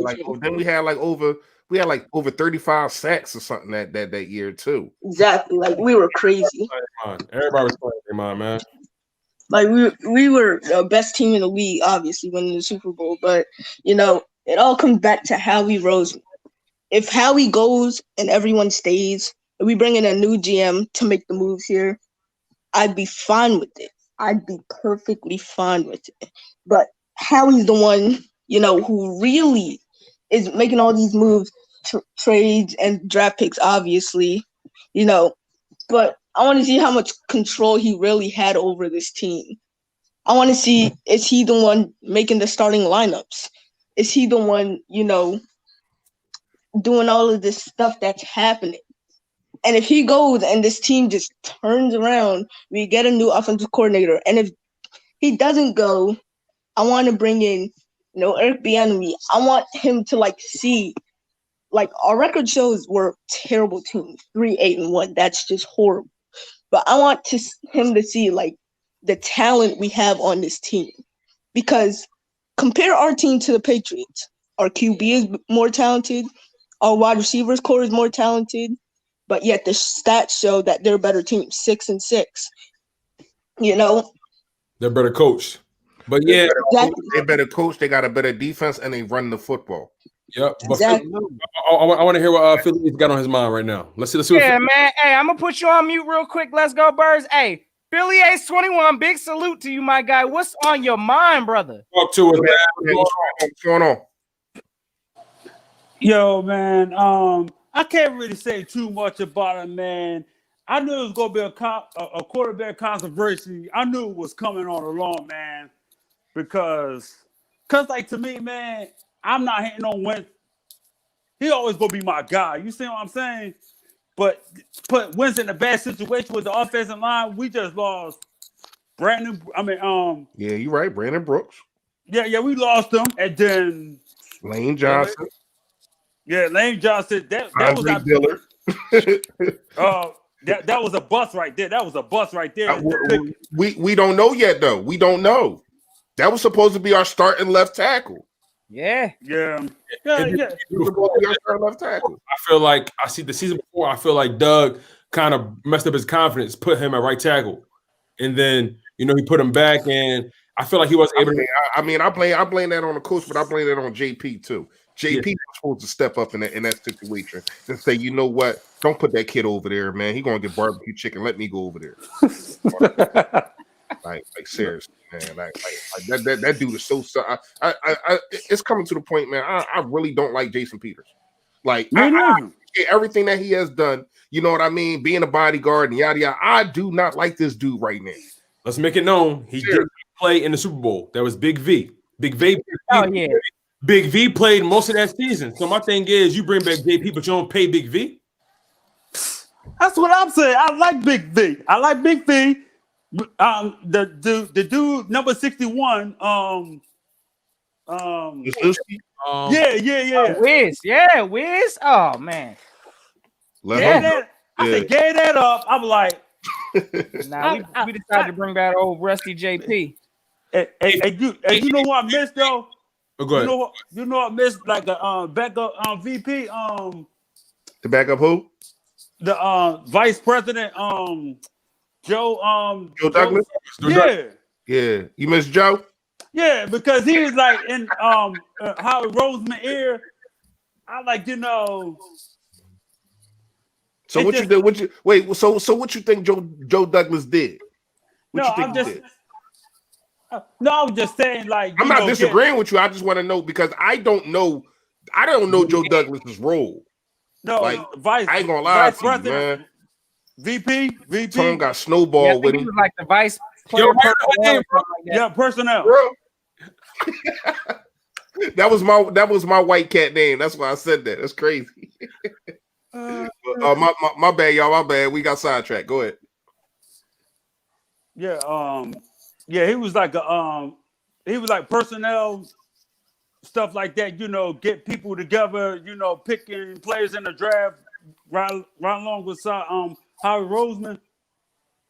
Stuff like that. You see what I'm saying? Yeah. Hey, Ace, do you think I just don't understand. Ace, now do you think Carson Wentz is going to ask for a trade, or do you think they're gonna trade him just off the strength? Man, my honest opinion, he gonna ask for a trade. That's what I believe, man. I like to see Carson Wentz go somewhere else. If I was Carson Wentz, what I would do, I would say, Howie, since you're so good at this, I'm gonna make it easier on you. Reconstruct my contract. I would take less money to get up out of here. That's how bad that's how bad I want Carson Wentz to go somewhere else. Go ahead and take some of that money off top. That way it'd be easier to move me. You know what I mean? Like seriously, man. That's what I would do if I was Carson Wentz. Yeah, I gotta counter that out of here because there's no way that I'm gonna succeed in this organization. And somebody else might, but it ain't for me. You know what I mean? Sometimes it's a toxic relationship that you gotta get out of before one of y'all kill each other. You know what I mean? So and real quick, bro. I just wanted to kick on something. No, just real quick because I completely agree with that. Also, I think this man needs to go ahead and command or ask for a trade. But at the same time, it's like I don't see us putting him back out there because now it's to the point of he's a financial liability to this team now. If he goes out there and gets hurt, we're stuck on the books. You know, for these millions, 35, however much we're stuck on the books for Carson Wentz. They obviously don't care about that because they had him getting hit all year. So they couldn't have cared about it too much. They don't give a damn about him. They don't give a damn about him enough to roll him out, to run the freaking football, to run some damn slants, to get the ball out. He gotta go. He has to go, brother. I mean, like I said, the writing's on the wall. I think the clear statement's been made. That benching made waves. And again, I don't see this team going back. How do you go back to Carson? Like how do you? I don't understand how we could smooth that over and, you know, try to fix that bridge that we just nuclearly destructed. And yeah, I think it's over from here on out with Carson. It's time to look for that trade partner. Any final words between? Yeah, any final words, fellas? Yeah. And another thing, man. I think Zach Ertz might be getting traded after the season. He might. Guarantee. I could see Carson Wentz and Zach Ertz. I could think of 3 teams. I could think of the Colts. Who's the other 2? I'm trying to think. No, not the Panthers though. Not the Panthers, really. Denver, the Broncos. You know what I'm saying? Like, you got Denver, yeah, because you got two good wide receivers over there. Yeah, they got Jerry Jeudy and Cortland Sutton, but Cortland Sutton went out with an ACL tear, I think. Yeah, he hurt. You know my question: who I wanted in the draft? To be honest with you, at number one. No, I wanted because I like this guy Henry Ruggs for some reason. Like in college, you see what I'm saying? But then again, I like Jerry Jeudy. Yeah, Jeudy. Yeah. I like him. I like him and the second pick, I would have picked up another wide receiver. I probably would have said Justin Jefferson or Claypool, something like that. Or at the end of the day, we had options to get people in. We chose who we chose. Multiple people. I'm comfortable with who we chose in the first round. Second round is where we got the most. Yeah, but I just say I like Rager. I say he's not that bad. You see what I'm saying? Yeah, I feel LGB. What's on your mind, man? Any final thoughts? Yeah, this Carson Wentz situation is kind of like Calvin Johnson, and I know Calvin Johnson was playing before I even knew anything at all, but it's kind of like Calvin Johnson, where they didn't care about his health at all. They didn't care about anything he did, he, like, his fingers were broken or something, and they took his money off his contract, and that's crazy. And you look at the teams that are taking care of their quarterback, Patrick Mahomes. They asked him, who do you want, Patrick?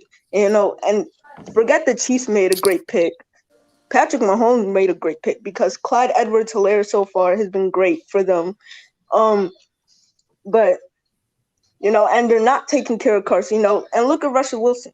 I bet if they took care of him, asked him, oh, what do you think about this and that, the Seahawks would be in a much better situation than they are now, and if they took more care of Carson Wentz, I bet this team would be different. It would be much better. We already have a lot of talent.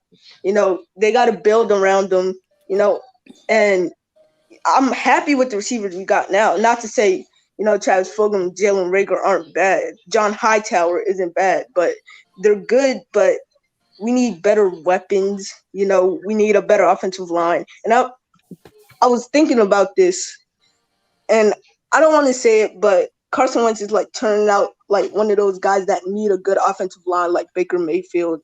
And I don't want to say that everybody needs a good offensive line, little homie.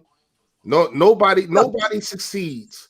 Even when Russell Wilson was running around, you only can go but so far. Like, you got to be special. Even when Russell Wilson had a bad offensive line and he was taking beating after beating, they went nowhere. They did nothing. They didn't go to the playoffs. You know what I mean? And if they did, they got bounced right out. Everybody, like, it starts in the trenches, and this team has known that since the Andy Reid days. We know this. Yeah. But yet still they didn't invest enough into the offensive line, and then we got injury after injury after injury, and then they're not playing the right guys. And then when other guys are coming back, it's no continuity. You know what I mean? And then when other guys are coming back, you like, oh, well, I know he's balling and he held it down. But you know what? Let me start this guy because I'm paying him $10 million. No, bull crap. Nobody can. Once again, I don't know what this offensive line is going to look like. But Carson Wentz had to deal in 13 games. He had to deal with 12 different mid-shift offensive lines. Nobody in the league can survive like that. Nobody. But nobody wants to talk about that. Nobody wants to bring that up. It's horrible. You can't survive like that, man. Go ahead, bro. Yeah. Exactly. Fellas, hey, listen, we got a couple other people I'm gonna try to get through back here, gang. Hey, look, I'm hoping. When y'all pulling it down, the pen. When y'all pulling the pen down. Whenever y'all trying to rock this pen, what you want to rock for another 15? No, I'm just asking. It's up to y'all. Y'all already know. I ain't got work tomorrow. Hey, you already know, fellas. Look, I guess we'll rock it for another 15. You know what I'm saying? Another 15. I'm gonna pull the pin down. Otherwise, we're gonna be in this stream all night. It's a pack. Y'all know what it is. This thing is loading up. Hey, I see y'all was vibing on your page, Fresh, bruh. I know why it took this time now, because this thing is fully loaded right now, brother. And we're gonna have to find the cutoff time. So we're gonna cut it at about the 15-minute mark.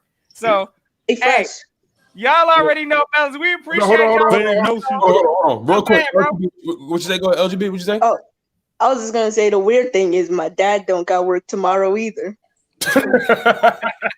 Everybody big chilling tomorrow. Yes, All right, sir. everybody put their feet up tomorrow. Y'all take care, man. We appreciate you guys. Y'all Anybody know the channel Philly Notion. All right, do that. Salute. Alrighty, gang. Hey, listen. Next up, I got my guy. It look like Dennis is backstage. Hold up. Yeah, I'm gonna bring my guy Dennis on this thing. And then I see, look, we're gonna try to run through this again. We got a little bit more time, but I want to try to get as much as everybody's thoughts as possible. So we rocking with Dennis next. After that, it looked like I got Braden. People asking if the live before. The live before? I don't. You said Braden? No, it's the lobby full. Can more people come in? That's what it's open right now. It look like it, but I don't know how long. We about to try to let's get it. All right, here we go. My guy Dennis in this thing. Big salute to you, my guy. Hey, big chillin'. Yo, what up? He comfy. What's up, y'all? Oh yeah, most def. Hey, what's going on? Yo. Not much, bro. Not much. Last time I talked to you, Fresh, you know what I mean? I was on your live a couple weeks ago. Okay. I don't know if you remember, but you man, I do so much, bro. Like I do so much. Yeah, you see a lot of people. You see a lot of people. and then these two guys, they be having me up all night and all that kind of stuff. And I be having y'all man stuff like no, I know what it is. And Notion and Shields, I just want to know on the strength of seeing y'all on Philly Fresh and them, you know what I mean? I subbed y'all up, so y'all with me. But let me say something real. Go. No, go ahead, bro. Go. My bad. Oh no, you good? Go ahead, Fresh. No, I was just about to say, if y'all on my page and y'all know these two guys, man, make sure y'all sub them up. These guys give great energy, man. They do their thing seriously, man. Y'all already know. I don't get on with no slackers. Y'all already know. Come on now. Facts. If they on and they talking to the general, that mean they doing a lot of things right, and they are, man. They up and comers, and well, not even up and comers no more. They're here. You know what I mean? And so shout out. Make sure y'all sub up Philly Notion. Make sure y'all sub up Tone DeShields, aka Chalk It Up, and aka Warm It Up. Warm it up and chalk it up, y'all. But how you feeling? How you feeling about the benching? How you feeling about the team? How you feeling about Doug? You know, talk to it, man. What's going on? Man, it's a lot of suspect stuff going on behind the scenes, bro. Look. I'm like, I don't think nobody's really brought this up yet. When they showed the post game interview or whatever with Carson, it was one. I don't care about most of the stuff that was said. It was one part that stood out to me. They asked him a question. They said, "How do you feel like the organization has set you up to succeed?" Did you see how he reacted? He put his head down for one, and then like started rubbing his face. And when he looked up, he was just like, look, man, like that told everything, man. That told everything. He knows he been done dirty. Did y'all see that? Yeah, I'm so crazy. Yep. I was watching the press conference and I remember that, but that went over my head. Dennis, I ain't gonna lie. That went over my head. And you on to something, because when they did ask him that, he did not have a straight answer. Nah, he just said, "Hey, look, I can play better." That's what he said. He did the hey, that's all we could do. I mean, when you looking again, this whole thing is just a destruction on what we're, we ain't setting them up to succeed. So we're not. When you got to go up to the podium week after week like he has to, at that point, yeah, you just give him the shoulder shrugs. Like, I mean, all I could do is play better as soon as this team decides to set me up for some kind of success. But of course, look, this whole state right now is a complete mess. And I don't know, what it's gonna take, but I do not believe from here on out there can be another. You are not gonna see that combination of Doug and Carson. I think that Band-Aid has been ripped off. It's either one or the other. And right now, I think it's gonna be Doug's. That's gonna probably be I think they might mess around and try to fire Doug because Carson is worth so much money. Even though me personally, if I was Carson, I'd be knocking on that door for that trade. Keep Doug, but get me up out of here. But somebody's gonna go. Please believe that. I wouldn't be so quick on that trade yet, though. You know what I mean? Before I address that real quick, Fresh, what did you feel about what I just said? My bad. I was talking to my son. You gotta bring me back. All right, during that post-game interview with Carson, I don't care about none of the stuff they said. It was the one question that stuck out. They said, "Hey Carson, do you feel like the organization has set you up to succeed this season?" And he put his head down and said, and when he looked up, you could see it in his face. He was just like, "I ain't see that. Hey. I ain't somebody tell me that. I did not see that. Seriously, you didn't." It was a bad job. It was a bad job. Yo, what I can say is, you know how they say actions speak louder than words. He ain't have to say. If he did that you just said, that's everything that he basically saying everything that I've been saying these last couple of weeks, just with a head nod. Yeah, but we know that he. But I'm gonna throw one back at you, Dan.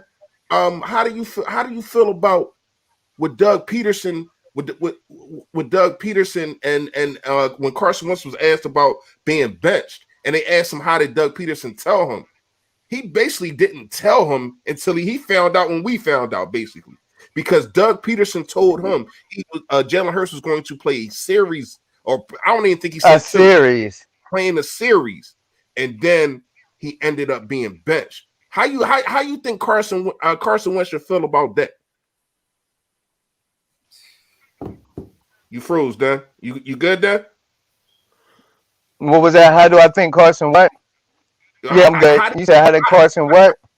How do you feel about that? Like basically dump him like Doug Peterson botching it. You know what I mean? When you look at it, like the way that he told Wentz that he's getting benched was he didn't tell him. You know what I mean? Like yo. It's like you've been saying, man, Jalen is his guy, bro. You feel me? And look, let me one up that. Did you see the one-on-one with Dave Spalding or whatever his name is today? Spadaro. No, I ain't had a chance. I've been running. Did you see the what? I didn't check out. Oh my! Yeah, I didn't check out Spadaro today. God, you didn't see it either? It's him and I missed that one today. Yeah. Okay, I got that on my list right now. Oh my God, yo! I didn't see the Dave Spadaro joint. Yo, when Doug came on today, right? Excuse me, I almost said something. This dude was smiling. He was happy. Everything, yo. He was like big up in Jalen and all that. Like, was he happy? Like when they drafted him? When they drafted Jalen Hurts? Exactly. Yo, Fresh. No cap. This dude was giddy, dog. Like, yo, he made me feel some type of way. You feel me? I said Doug seemed happy. Oh, that hit me different. I gotta watch. I'm check it. Yo, this dude. Before you get out of here, I got one more question. To you, and I don't know if you say this earlier, and I don't know if you've seen it during the game. How do you feel about the fact that, because you're saying you're agreeing with me saying that this is Doug's guy? How do you feel about the fact that when Carson Wentz comes off the field, he's never talking to Doug Peterson? Doug Peterson never pulls him over to the side. But as soon as Jalen Hurts come off of the field on that second drive, when it was a 3 and out and they punted, he's talking to Jalen Hurts. Yo, you want to know something crazy? Even though you said that fresh, mm-hmm. the media is sneaky, man. Let me just say that for one. Yeah. Yo, they had a still shot of that.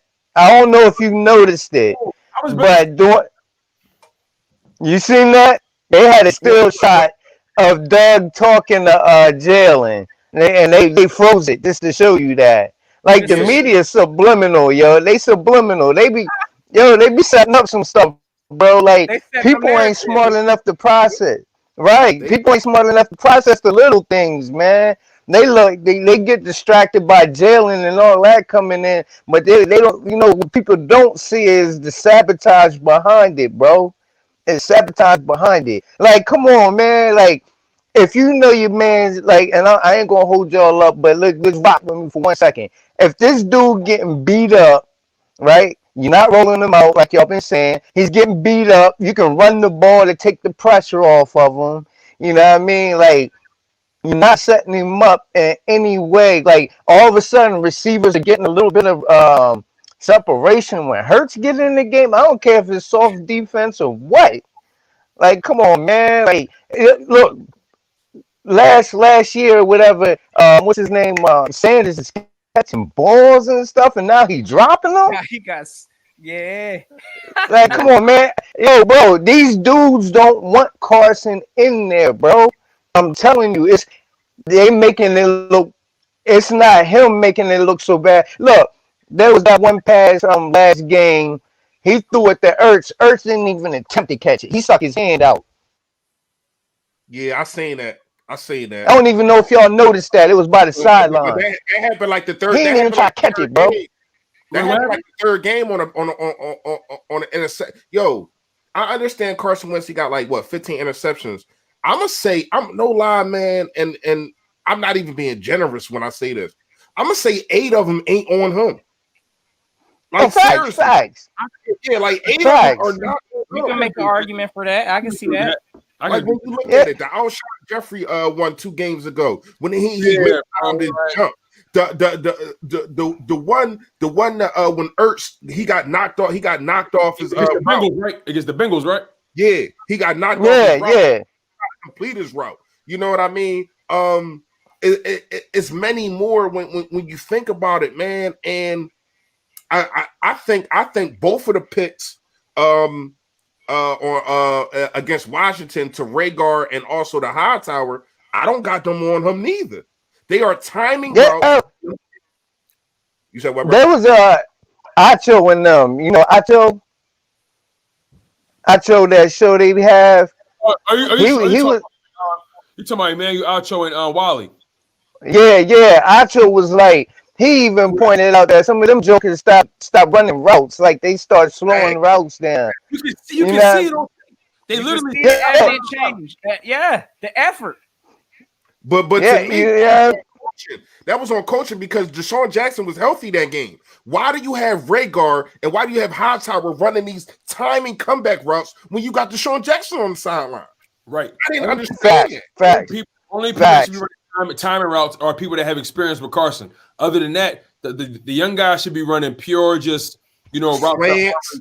Yeah, slants. Slants, curls, out routes, stuff like that. Like keep a simple game one. Right.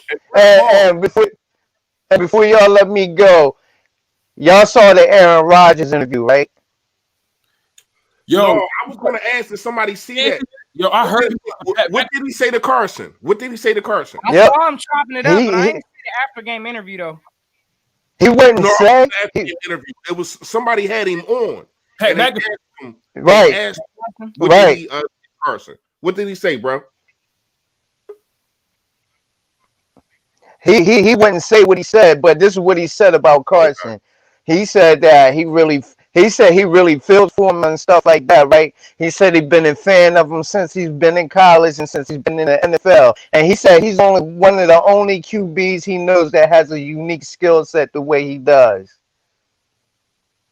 I I mean, you got one of the best. You got a Hall of Famer, one of the best ever to throw the football, saying this, saying that. Yeah, exactly. And I don't think he's lying.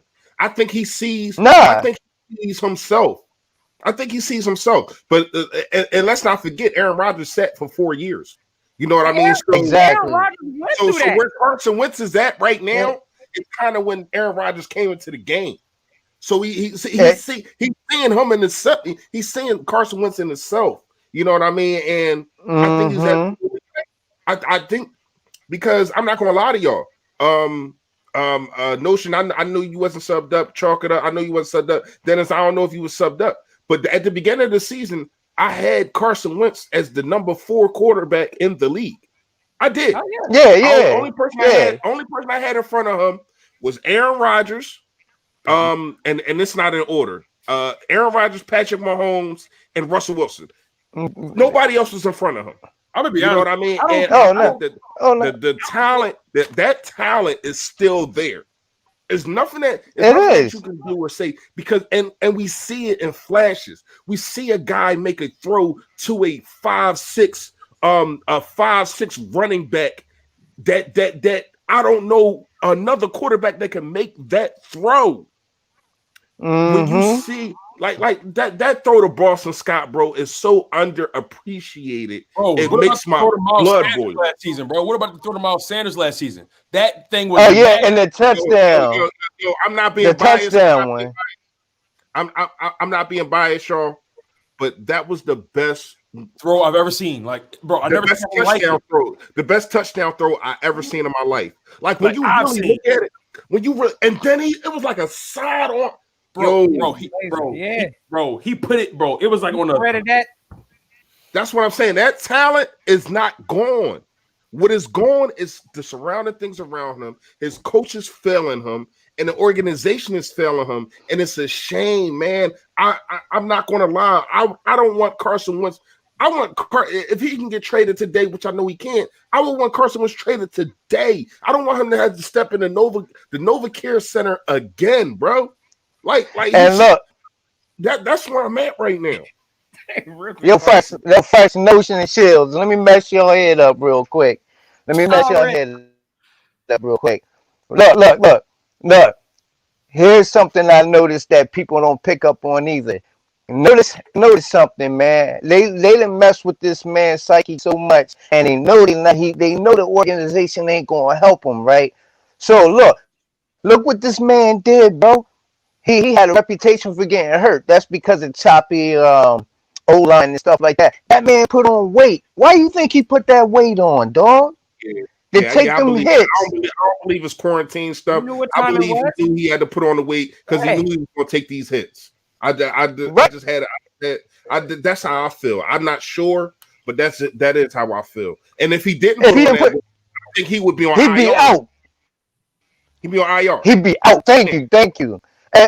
So what's that tell you? Now that's leading to this right here. For him putting on all that weight and stuff like that, he knew he was going to take punishment and stuff like that. That man knew something before the season came.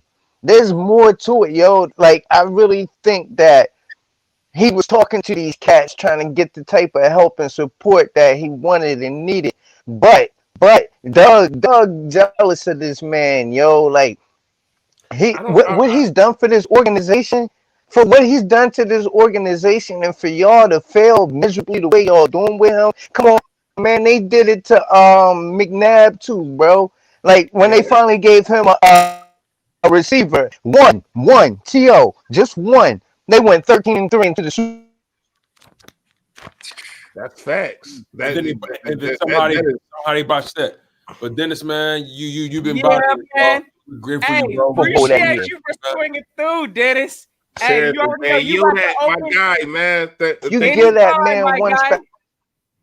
Take care, OG. We appreciate you, big dog. Alrighty, man. Notion gang salute. Hey, listen, we're gonna try to rock out this last bit. We got like sweat. I'm gonna try to just bring on the last bit of people on. We'll try to mute everybody. I got Edwin coming in, Braden coming in. Y'all closed the chat already? I removed it from my pen, but I think it's because it's in y'all's also. We got people still floating up in here, my guy. So Yeah, this thing is still lit. I forgot. My fault, boy. Hey, let me take this joint off.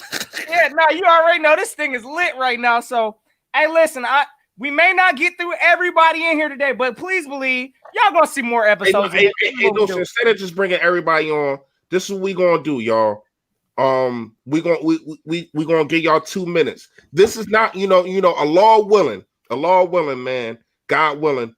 This is not going to be the last time that we do this. We're going to give people opportunities. You know what I mean? I'm going to keep rocking with these guys, and we're going to keep doing this. You know what I mean? So we're going to give y'all about 2 minutes to say what y'all got to say, and then we got to move on to the next, man. Y'all already know how we appreciate y'all. Y'all already know, gang. So, hey, we're going to rock through the quick 2-minute spill. Okay, next on again, is Braden coming on, and after that, I'm going to bring on look like Edwin, and then look like I got some other callers in the building. So, okay, I see also got my guy YT in this thing. Eagles champ back there. Oh, yeah. Let's go rock through a gang. First on my guy, my young bird. Hey, Braden. Youngin, what's good, Braden? How you feeling, Youngin? What up, though? I was waiting when you was gonna come in. You should have picked out him. It's almost past his bedtime, man. What's wrong with you? What's wrong with you? No, you know you gotta bring the little homie on, man. Yeah. What's on your mind, Braden? Talk to us, little man. I think what's on my mind is the Eagles move was a good move to start Jalen Hurts. I think that all the people who say it's a bad move, well, they're wrong. They just need to get a brain. I think the Eagles really need a better O-line. So, but I also don't know who they should get in the draft. Maybe some freaking I don't know. Maybe they should get O-lineman Penny Sulu or some Mitch Parsons linebacker, and then maybe they could get Jamar Chase. He's great. Maybe Jalen Waddle, can't say his last name, but that kid out of Alabama, I think. From Alabama, yeah. I think he might be better than Jamar Chase. I think he might be better than Jamar Chase. No, what y'all know? You don't know Youngin bringing heat every time he comes. No. I had Braden on my live stream the other day. Braden be bringing heat, man. Yo, he bringing heat. Fire, man. Salute. I love it. And he knows Sixers. Right. Yep, I know Sixers. It's so crazy. I'm talking to Braden last time. I said, Braden, you remember the Deshaun Jackson punt? He said, I wasn't even born yet. I love it. Yeah, but so I mean, I don't disagree with you, Brandon. It's the move that they made, and I'm a support it. You know what I mean? You should be fired. It needed to happen. You said it needed to happen, but my reason, I want to know your reason on why you think that it needed to happen. Is it because of Carson? Is it because of Doug, or is it because of just Doug and Carson just can't coexist? I think it's because just the O-line trusts Hurts more, and you can see that in the game. They do better when Hurts is in the game. Interesting.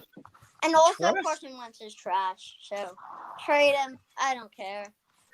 I gotta get you off the channel after you say something like that.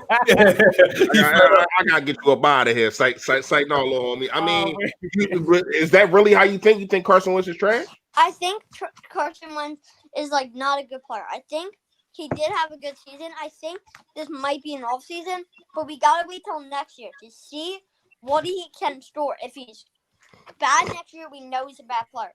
If he's good next year, we can maybe every other game start wins, but maybe also that could give he could be you can't my man came out here. Hold on. Hey, salute to you, Braden, man. I love your energy. I'm gonna tell you that right now. Wentz is straight trash, and I'm gonna tell you why right now. Hey, Notion, real fast before you let him go. I just want to know, little homie, this ain't Madden. You can't just switch out your quarterbacks every other week, all right? You know what I mean? I know you still in that video game world Trust me, I got kids. You know what I mean? So I dig it, man. But once again, you brought heat. You made a good point, though. You made a good point. He always makes a good point. He brought heat, and made a good point about I'm waiting for you to make a channel. When that's going to happen? You know how many views and subscribers you going to get? You got some facts and knowledge, man. Go for it, bro. Listen, man, it's time for you to make one today. You need to make one today, man. No, in all seriousness, this dude gonna blow up, man. Serious. He know what he's talking about. You know what I mean? It's not so many kids like this, bro. But shout out to you, Brandon. Salute, Brady. Thank you so much, little man. We love you, dog. Thank you. Fly Eagles fly, bro. Hey, man. Hey, one thing I just love, man, when you got the little ones on, bro, they come on raw and honest. They ain't cutting back nothing. Nope. Carson Wentz, from what I've seen, listen, trash. Get him out of here. You know what he had me? He had me when he said you could tell the O-line trust Hurts more. When he said that, I was like, yo, that's a I think they like him more. I get what he's trying to say. Yeah. I pay for him more. I get what he's trying to say, because he can make their job easier by just getting out of Dodge. But like the way he framed it, I was like, oh, that's interesting. Man. So all right, fellas, we got Edwin. What did I do? Hold on. What did I do? Hey, they thought you was about to go in when he took off on Wentz. Yeah. He came in hot though, like, yeah, nah, this ain't it. Bad. This ain't it. He said, yo, he trash, yo. Oh man. Hey, salute. I got my guy Edwin coming on. Let me see if he's back in this thing. Hold up. Edwin, what's going on, sir? Hey, can you hear us, my guy? I don't know if he's frozen right now. Oh, the Wi-Fi might be bad or something. I don't know. Hey, if you want to stay in the stream, I'm going to go on to the next person. If you get it fixed, we're going to come back to you, my guy. Hey, next on, we got Dave 10 Eagle in this thing. Hey, Vince Luke, can you hear us loud and clear? Hello. Dave 10 Eagle, what's going on? Hey, what's going on? Salute. Yo, that, you there, bro? On to the next. Come on. I ain't hear it. All right. We'll bring you back in. I don't know what you're doing. You can get back in. Otherwise, we're going to try to move through. Next, if you kicked him out, they can't get back in, bro. You kicked him out? No, I didn't kick him out. It looked like I just took him off the stream. So I don't know. I'll try him on the way back. But next, we got Carson's thoughts. Yes, sir. My guy, you in the building. What's going on, guys? What's going on, bro? Salute. All right, so I'm gonna make it quick because I know everybody, got to get in. But if I'm in charge, if you don't rock with Carson, I'm gonna Carson apologist. I don't care. Carson have been through way too much with the organization. No weapons, none of that. Like, I don't care. Outshine, all that stuff. Like, if you don't rock with Carson, you got to go. Hire somebody that rocks with Carson and just keep him moving. They don't run the ball for him. Nobody gets open. It's just ridiculous, man. To Doug, I think Doug likes backup quarterbacks because he was a backup. So he likes that mindset. How about that? He got the mentality. He got the backup quarterback mentality. So like Carson's like big headed. I believe the reports were true. Like Carson was like, I want to do my own thing, blah, blah, blah. I believe that was true. Because Carson know he good. So like everybody else around him was like, all right, he got a big ego. It's because he know he's good. So Doug can't handle that. Oh, he wants somebody that's gonna listen. Go ahead, bro. No. Keep going, bro. My bad. My bad, bro. Doug wants somebody that's gonna listen, stick to the game plan, keep going, this and that. Carson's like, nah, bro, like I can make this throw. I'm gonna make this throw.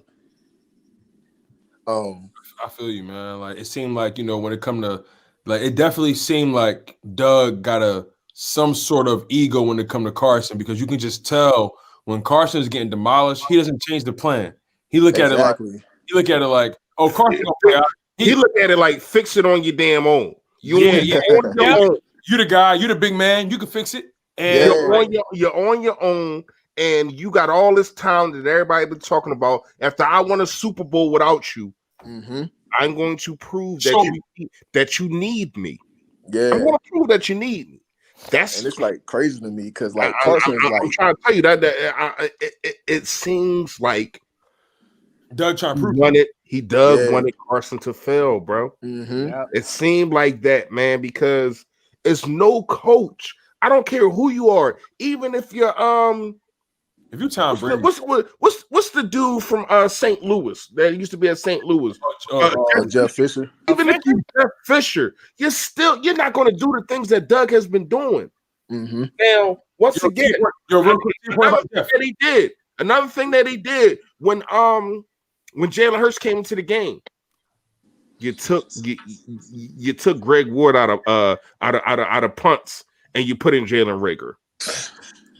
You know what? Like it's things like that. Well, listen, it set him up. They set him up to fail. Right to your point about the whole like. Listen, remember when Jared Goff and Wentz got drafted? Fisher was the coach for the Rams under Jared Goff first year. Right. Jared Goff looked terrible. He looked like a bum. And then you know what they did? They said, Fisher, you're out. McVay, you're in. And then next thing you know, Goff looking like a whole nother athlete. They also kept getting talent. They got in Cooper Kupp. They got him Brandon Cooks. You know what I mean? They got him Gurley. The boy had Gurley back there. Gurley. Yeah, Todd Gurley. They got him running. Gurley, they was running the ball.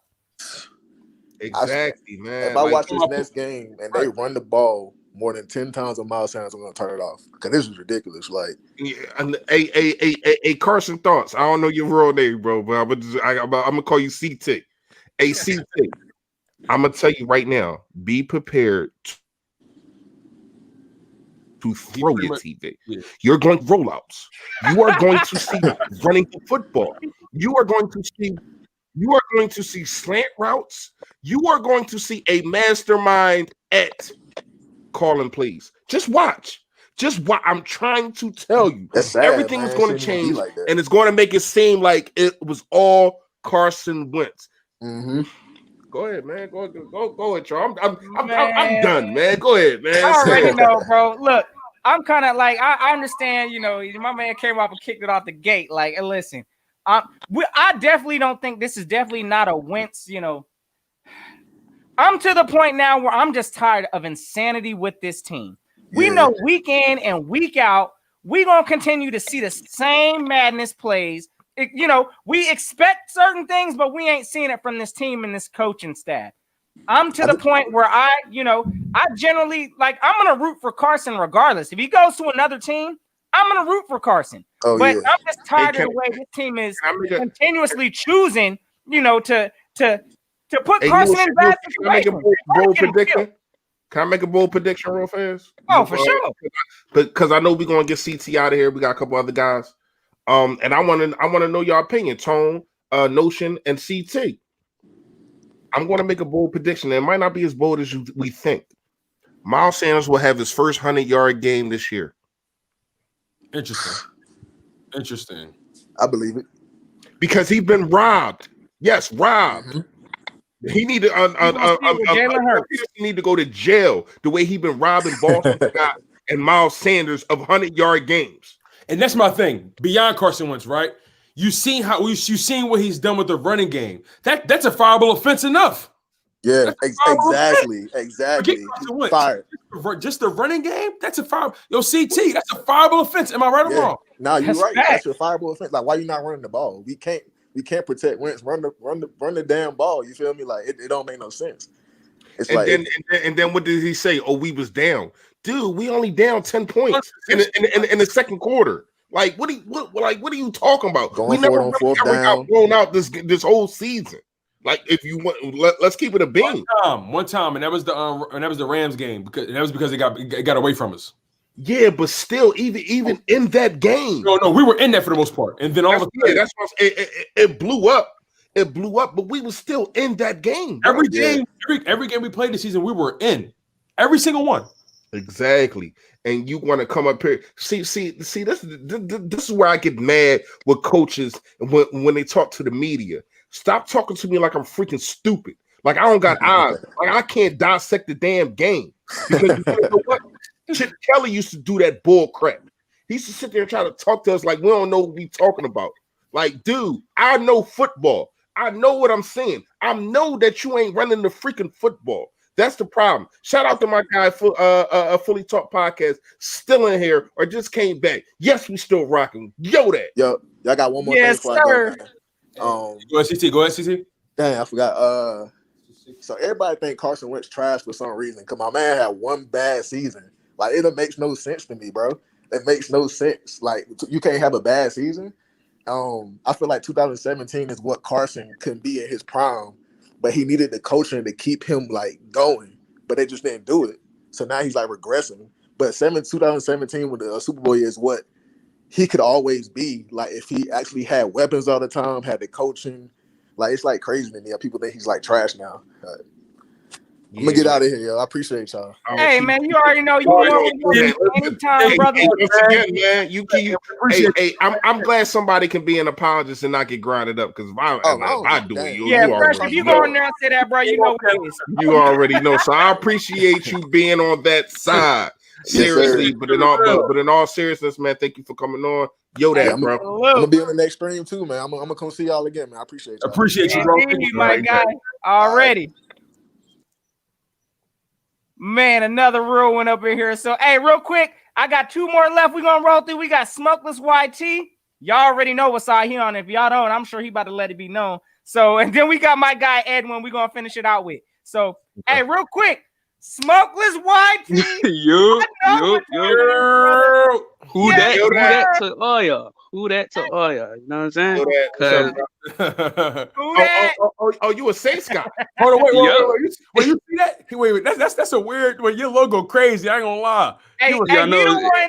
Hey, and I don't know. Hey, y'all make sure y'all go check out his channel too. But yeah, he did some work, I believe, for Philly Mike too. He dropped this little mixtape, or what was it? It was like a little diss track or something. That thing went in though. It was a diss track on Brett Brown because it's ironic because that was my guy. That was you. You shouted out Philly Mike in that joint and all that, right? Yeah. Hey, that was fire, bro. That definitely was fire. That was fire. That was fire. Shout out to you. I ain't know that was you. You know what I mean? But shout out to you for that. He on Saints Nation, bro. What you got rocking today, YT, bro? How you? I know your team. You know y'all probably feeling yourselves. How you feeling, bro? I'm feeling myself. I'm doing fine. I'm doing great. I don't got no school tomorrow, so I'm Gucci. You know what I'm saying? I'm good. I ain't got no work, bro. I feel the same way. Yeah. Listen, I might call out. Hey. But look, like I believe y'all said they saying Carson Wentz up for failure, bro. Cause like ain't no way that you got this O-line, they playing terrible, they got this man. It's like once Jalen Hurts came in, you saw a different Eagles team. I'm like, they setting this man up for failure. They drafted JJ Arcega-Whiteside. My man only got like how many catches for like how many yards in his career? Like it's ridiculous. They're not running Miles Sanders because when I see Miles Sanders, I see AK. I see AK. I see AK. But look, I think starting Jalen Hurts now is a bad move because look, we got the number one defense in the league. You know what I'm saying? Jalen Hurts about to be running for his life. I'm telling y'all this right now. He's about to be running for his life. I could see about 7 sacks because this D-line is nothing to play with. I'm telling you, this D-line nothing to play with. You got Trey Hendrickson, who finally have a breakout year. I think he's 4th in sacks right now. You got like 9.5 sacks. And then you got Cam Jordan. I mean, even an interior D-line is just killer. And you got the secondary. I'm telling you, Jalen Hurts finna be running for his life. And I think that's going down his confidence, low key. Because I don't think that's the right move for y'all to start on right now. You know what I'm saying? Hey, real quick, Smokeless, I just want to ask a question. I'm going to let the, fellas try, throw something in there also. But who are you concerned with more, Jalen Hurts or Carson Wentz playing against y'all this Sunday? I'm concerned of Jalen Hurts because. Hold on, wait. What kind of concern? Do you mean concerned as in I'm concerned for him, or you mean concerned for the opposite? Yeah. Which way you leaning? Okay, so I guess let me clarify the question. Yeah. Who's more of a threat? Are you concerned to maybe do some damage to your team? I don't know if we're gonna win this game, honestly. I mean, hey, look, I'm gonna tell you right now, it's any given Sunday. Yeah, I ain't got no confidence. Let's not act like I do. But at the same time, I know there's gonna be a 50 clip. You know what I'm saying? So I'm just be sitting back, just watching y'all. Emptying the 50 clip on us. Oh my God. Yeah, I'm like a little scared of Jalen Hurts because look, you don't really see Carson Wentz rolling out like Jalen Hurts does, getting out the pocket. You know what I'm saying? So that's scheme. Plus Carson Wentz. That's scheme, bro. That's what I'm saying. Yeah, that's what I'm saying. Yeah. I get what you're saying. All right. So, with a competent play caller, are you more scared of Jalen Hurts? Oh yes. Oh yeah. There you go. Sure. That's what it is. I definitely get what you're saying. You see what you see on the field. You see what you see on the field, and it's like, yo, it's a sack party. Do you know? Right. And I know you, and I know you definitely are op, but I appreciate you. You are absolutely. Let's keep it a big. But do you know? In the Cleveland game, the Cleveland Browns game that we played Cleveland, that they was joking on the sideline to, yo, I'm going in. I need that sack. No, I need that sack because he was just he was lunch meat out there. He was lunch meat. Right. And you're trying to make him this pocket passer, and this dude throwing from the pocket, and he's really not that. Now I know that you probably don't break down the Eagles, especially like how we do. But when you see what was going on, if you seen what was going on, who do you think is more to blame for the struggles of the Philadelphia Eagles? Me personally, what's his name? I think it's Howie Roseman. Ooh. The way he constructed his team, what he put around Carson Wentz, I don't like. He really mostly is Doug Peterson. Look, because his play calling is predictable as hell. He low key setting up Carson Wentz for failure too. But I got it on Howie Roseman because the way he constructed his team, he giving them damn near practice squad receivers. They found Travis Fulgham out of luck. You know what I'm saying? Bro, Travis Fulgham was really lucky. Like they got. That's what I'm saying. No, bro, that's not even. That's like by the grace of God. But you got lucky. you get lucky with a guy, and instead of using him more, you use him less. You bench him for right. his And now what is everybody doing? Oh, the league figured out Travis Fulgham. No, Doug Peterson figured out Travis Fulgham, and then he can ball. And I'm gonna take a stop to that. That's what happened. Right. I'm not gonna lie to you, man. Doug Peterson got me so freaking heated sometimes when I really sit back and I think about it, bro. Like he is failing because. Let me ask you a question because since you are a Saints fan, Miles Sanders. Now I'm not going to say that he is Alvin Kamara, but he will be used as Alvin Kamara over there, right? It's facts. Yeah, it's facts. I'm telling you, Sean Payton will utilize him crazy.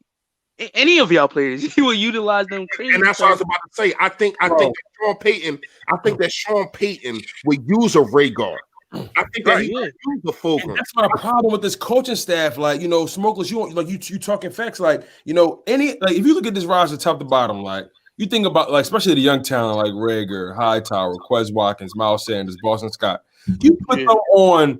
You put any of those guys on teams like the Cardinals or the Rams or the Saints or the Buffalo Bills. They eating. They're going crazy, bro. You can literally tell, like, bro, we have not lined up. I think I've seen Miles Sanders or Boston Scott lined up in the wide receiver spot like one time. Like, you can really use Miles Sanders all over the field. You can use Boston Scott all over the field. You literally have Miles Sanders, Boston Scott, and Jordan Howard in on the same play.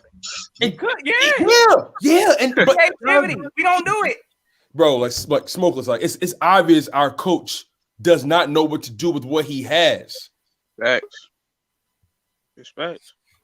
Man, listen. I'm definitely gonna check your page out. Yeah, sure. I'm gonna sell to y'all. Too. Y'all check this. Hey, you already know. I came in big Kevin on Smokeless YT. So hey, we about to find out this Sunday, brother. Yeah. Hey, we ain't out of there. Hey, real fast. Obviously, I mean, you talk about 50 clip and all that. So obviously, you got your team winning. I want to know how do you really feel about Taysom Hill though? Oh yeah, like I said, a lot of people thought he was just a utility quarterback. Like, Okay. I know this is preseason, but these guys are playing for their job. This man was going off. He was carrying the team. He extended plays. You know what I'm saying? It'd be sometimes Sean Payton will make boneheaded play calls. Like, everybody he wouldn't does. run the ball. Yeah. He wouldn't run the balls like to Latavius Murray or with Alvin Kamara. He would, you know what I'm saying? All Taysom Hill got fixes his ball security because he got very small hands. He got a child hand. You know what I'm saying? He said he got child's hands. He got child hands. So like, I never even knew So that. you wasn't mad. So you wasn't mad that they started Taysom Hill over Winston? No. No, because look, I ain't gonna lie, we but got a when quarterback friendly. When somebody throw, he might throw a pick, but with the talent that y'all got, man, he can throw the football. He can air it out. Yeah, let's keep it real. This dude can throw the football. But I get it because you want to know why? Michael Thomas is not a burner when you really look at it. Now you want to talk about who y'all got Emmanuel Sanders or something like that, right? Jared Cook. Yeah. So when you look at, I mean, y'all got a couple, but y'all really like a possession, kill you with possession type of person. And Winston don't fit that. He gonna run and gun. That's what he do. You know what I mean? And he also eat them W. Yo, if I see him eat another W like that, I'm gonna smack the crap out of it. That was the craziest thing I ever seen. He told himself before he did that, like, what? This gonna look right. Nah, this ain't it. First of all, it's COVID. You probably just got finished shaking 30 people's hands, and you gonna go on the camera and eat a W. You gonna eat your finger. Real quick. Put that up. Perfect. We'll put that back up, Ocean. That is a great point. Greg Ward used to play quarterback. Why have I not seen Greg Ward throw the ball yet? That's crazy. We saw the Browns do that play against the Titans this past Sunday, and also the Bills. The Bills did it too with Cole Beasley. Like, bro, know your personnel. Damn. Yeah. You know what? A Tone. And I've been saying that for the longest. I said that last year. Know your personnel. Know that Greg Ward should not be running screens. You know what I mean? Unless you're going to do that you just said. Now, if you do a pitch back like type of screen because everybody know he's gonna run the screen, and then he got somebody flying. All right, cool. I'm cool with that. But stop having this dude running screens. You know what I mean? Like even last week, why the hell is Jordan Howard running outside the tackles? No, keep him going up. Keep him going in the middle of the field. That's what I'm saying. I just don't understand it. Bro, this coaching is obviously bad, and I don't understand. Listen, man, we can go all day, bro. Yeah. Man, I'm ready. I just subscribed to your channel, bro. Like. I got you. I'm about to look you up now. We're gonna be bro. rocking this again, bro. Hey, we gonna check you out. You know I'm gonna be on your page come Sunday, so you already know, bro. Yeah. You already know. We both Sixers fans, man. So we got that in common. Yeah, I know. Hey, stay up, YT. You already know, man. Go check his channel out. He kicking it. Sure. Hey, no All shit, right, gang. bro, Salute. All right, yeah. Already. All right, gang. So it looked like we got one last person on. We got Edwin rocking on to close this out. I know he Team Eagles, so let's go and talk about it. My guy, Edwin, hopefully it's right. Yes, sir. Yeah, what up? What's going on, my guy? Yo, that. Man, it's a sad day for me, bro. For us all, brother. Come on, man. Come on. We here to be your therapist, man. Talk to us. Man. Pick your feet up on the little couch. Talk to us, man. What you want to talk about? It's man. And first of all, just great content from you guys, man. You guys threw some great facts out there, man. It was awesome, man. It was very yeah, but it's a sad day. Carson is done in Philly, bro. You can't. There's no way. The only way, you have to fire Howie, you have to fire Doug, and Jeff Lurie has to apologize. That's the only way, bro. He said he's gotta apologize. Yeah, bro. How? It's like you've been in a job, right? You're doing good, you're doing great, and then they bring some other dude. Oh yeah, and he's just gonna be your replacement for later. You know what I mean? Like, even at his job as a person, I wouldn't want to like. I'm not motivated to work hard. You know what I mean? Edwin, that's like somebody, you know, at your job bringing in somebody for you to train, and then next thing you know, they fire you. Yeah, bro. Bro, Edwin, nah, but I'm not. You know what? I love Pink. All right, I love. You know what? For all the people that were saying that Carson was trash, you know what? He really fixed himself against the 49ers, bro. If you saw that game, he was having chemistry with Fulgham. He was picking it up. And then what does Doug do? Sits down Fulgham, bro. It's insanity, bro. That's what I'm saying. Like, I don't know if this team is like literally coaching, you know, to try to fail us, because it's like every time we have success, we go away from it. So yeah, this team, in my opinion, right now, just from what I'm seeing, and then point number 2, bro. If Wentz gets traded, bro, there's gonna be so much pressure on Hurts. It's gonna be the same thing, bro. Because now, if Carson has a little bit of success, bro, we're the ones gonna be like, "I told you so. I told you, bro. I told you." If Carson Wentz gets traded, it's not going to be Carson Wentz versus Jared Goff anymore. It is going to be Carson Wentz versus Jalen Hurts. Excuse me. And that's how it was going to go. Who is doing better? What's going on? And people are not going to look at what your system is. People are not going to look at what your coach is. They're just going to look at records and what have you done in the playoffs. That's what's going to happen. And it's a shame for that kid. It's a shame for that kid because he's going to have to go against somebody that is more experienced, probably going to go to a better coach. And him being on a better coach team, he will make that team better. And with top 5 arm talent, bro. Let's be honest, bro. Yeah. Jalen Hurts does not have top 5 arm talent. I'm sorry, bro. He was good in college, but he's not no top 5 arm talent like that, bro. Let's keep it real, bro. It's certain people that just have undeniable arm talent. Those people are Pat Mahomes, you know, Josh Allen. You know what I'm saying? Josh Allen has like undeniable arm talent. He got a cannon. He does. Aaron Rodgers, undeniable arm talent. Russell, of course, Russell. Russell Wilson, Russell got a cannon. It's weird. Like, okay, it's like Russell Wilson. He has like a weird touch on the ball. Yeah, he don't got a cannon. Well, they said maybe not the cannon. He has accurate placement. He has played perfect. Well, him being an ex-pitcher, just like Patrick Mahomes was. They got placement with the football. You know what I mean? He has great baseball. Yeah. Playing baseball, pitching. I mean, obviously, you know what I mean. So when you look at it, I give him top 5. Like when you look at it, who arm is really better than Carson Wentz other than Patrick Mahomes, Aaron Rodgers, and also Russell Wilson? It's still nobody armed. I think that's better than him. You want to talk this Kyler Murray stuff? Get out of here with that bull crap. Come on, man. You want to talk this this Baker Mayfield stuff? You're tripping. You know, I don't know what you sipping, but you need to check your glass. You want to talk? You want to now? Even all right. We can go back and forth about Josh Allen. I think that Carson Wentz is better than Josh Allen. Josh Allen is just put. No. I ain't talking about you. Because I done had this conversation with a lot of people. So when you look at it, man, you want to talk about Josh Allen. I don't think that Josh Allen is better than Carson Wentz. Is he having a better season? You're damn skippy. You want to know why? Because they got talent. You want to know why? Because they run the football. Bro. You want to know why? Because their defense plays ball.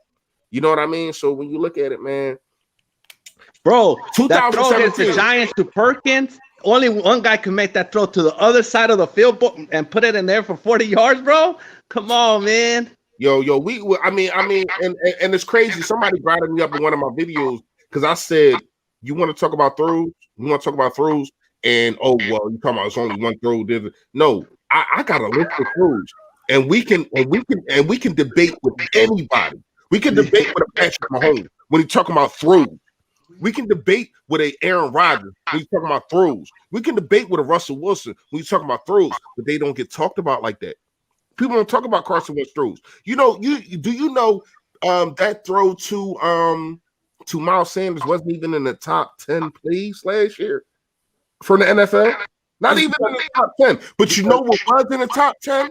That Hail Mary type of throw that Patrick Mahomes threw in the Super Bowl that Tyreek Hill just went up and grabbed. That was in the top 10. How? That was a better catch than it was throw. But when my man throws it through a freaking keyhole, like it's literally people all on two defenders. He threw it to one of his guys and two defenders and got it. And Miles Sanders, he held that draw. Like the pass literally knocked him on his ass. Let's keep it a beam. That's how much sauce they had on it. That's how much sauce. Shout out to Future. That's too much sauce. That's how much sauce. Like seriously, that's how much sauce that John had on it. It knocked him on his ass, bro. And people they've been disrespecting Carson Wentz since 2017. How do you not give him MVP? Can we talk about that real fast? How does he not get MVP? Nobody played better than him all year. It's only because he got hurt. But even when he got hurt, he still had better numbers. I agree than Brady. But you want to know what it was? Oh, his passer rating, and his percentage, and all that old PFF bull crap. No, we talking about wins, and we're talking about touchdowns and interceptions. That's what it always came down to when we talked about MVP. But now all of a sudden, you want to talk about passer rating and all this bullshit. No, man. Like, let's keep it real. The league, I'm snapping right now because when you really look at it, the league don't like Wentz, bro. That's what I'm looking at it. Like, I don't know if it's the Eagles, I don't know if the quarterback of the Eagles or what, but when you look at it, the league, the media, they all against this dude, man. You got a couple guys like Colin Cowherd and dudes like that, and Shannon. I think Shannon really likes Wentz because he goes against Dallas. So whoever against Dallas, and he just ride with them. All right, cool, whatever. I'll take it. All right, yeah, cool, whatever. But when you really look at it, man, the media tears Wentz up every chance that they can get, man. And it's a shame. It's a shame because this kid does nothing wrong. He do nothing wrong off the field. Go ahead, bro. And then on Howie on the draft, bro, when Jefferson ran that 4.4, bro, dude, I was already making phone calls, bro, and they get Rager against. Come on, dog. The Big 12 is terrible, bro, compared to the SEC. And you want to go Rager? All right. Talent evaluation, Rager, I feel like Rager is still coming to his own. Nothing against him. I don't feel like he's gotten a fair shake this year. Yep. Due to the injury and so on and so forth and play caller. But but his route running was crisp, bro, since college. No. I'm not taking super crisp, Jefferson, bro. I feel you. I'm gonna be honest with you. I wanted Justin Jefferson. That's who I wanted. But we got Jalen Rager, so I'm rocking with the kid. You know what I'm saying? No, I'm with that same thing. I'm in the same mentality, bro. But I'm just saying, like the miss of the details. That's what I'm saying, bro. I feel you, bro. man. That route running, and then the only thing that we wanted to know if he was fast enough, bro. And when he ran that 4.4, bro, man, I was just like, dude, we got a stud, bro. That's it. And then Rager ran a 4.5, bro. Let's be real. He ran a 4.58. Yeah, and then but after that, remember when you got to about this though. After that 4.58. He ran again. He had on a pro day. He had a virtual pro day. But those don't count, bro. They have the clock, bro. It's different, bro. How don't they count? I don't understand.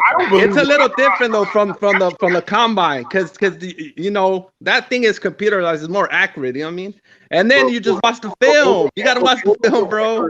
I was already trying to learn the dances from Jefferson. Honestly, I was already I was doing all that little. Hey, Edwin, real fast. I want you, and I don't know if you did this. I need you to go look at tape from Rager in college. with a bad. No, I saw the video. Bro. The competition is just on another level, though, bro. Like, come on, you're going against the Alabamas. You're going against. Look at the quarterback that was throwing to Justin Jefferson, also, bro. No, I saw that too. I saw that too. Rager didn't have a legit quarterback all college. Every quarterback he had in college was first year that he was all right. But most of them were long throws. You know what I mean? Like long, like the little short stuff. Like that's what I gave Jefferson. Like the little stuff. I think he's a dog, and I think he proved that he's a dog.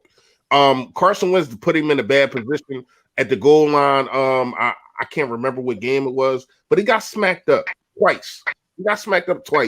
And the dude kept getting up and kept fighting. And all in all, the dude was hurt. He was injured. But he kept like things like that. It's intangibles like that you just can't coach. It's intangibles like that you just can't teach. And that's where I go with the Jefferson argument too, though. Like that's the stuff you can't teach, bro. Like his like swag, his star statum, you know what I mean? Like he had just star all written all over him, bro. And then when he said like, "Oh, I'm gonna prove everyone," you know, it's that little. He has dog, bro. Jefferson has dog. Bro, and he's been like that since high school because he was like a 3-star recruit. Then he went over there and in LSU, he was the same. Like he was always had that chip in the shoulder, and that counts for a lot. But also, can I ask you this? Do you know who he's playing around? He's playing around a Davion Cook. He's playing around a Phelan, a number one wide receiver. He's playing around. I can't remember the tight end Rudolph. You know what I mean? So when he is in a situation where around him has him being open. Like if you look at some of Justin Jefferson highlights from Minnesota, this dude is open.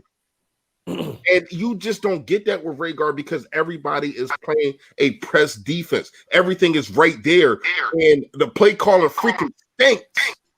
No, I know I'm with that. I'm like the coaching stuff and all that. I'm just saying, I just saw like the little things. I don't think Rager is a bust or anything like that. I'm just saying, I just saw the little things that I felt that Rager was just a little bit less than Jefferson.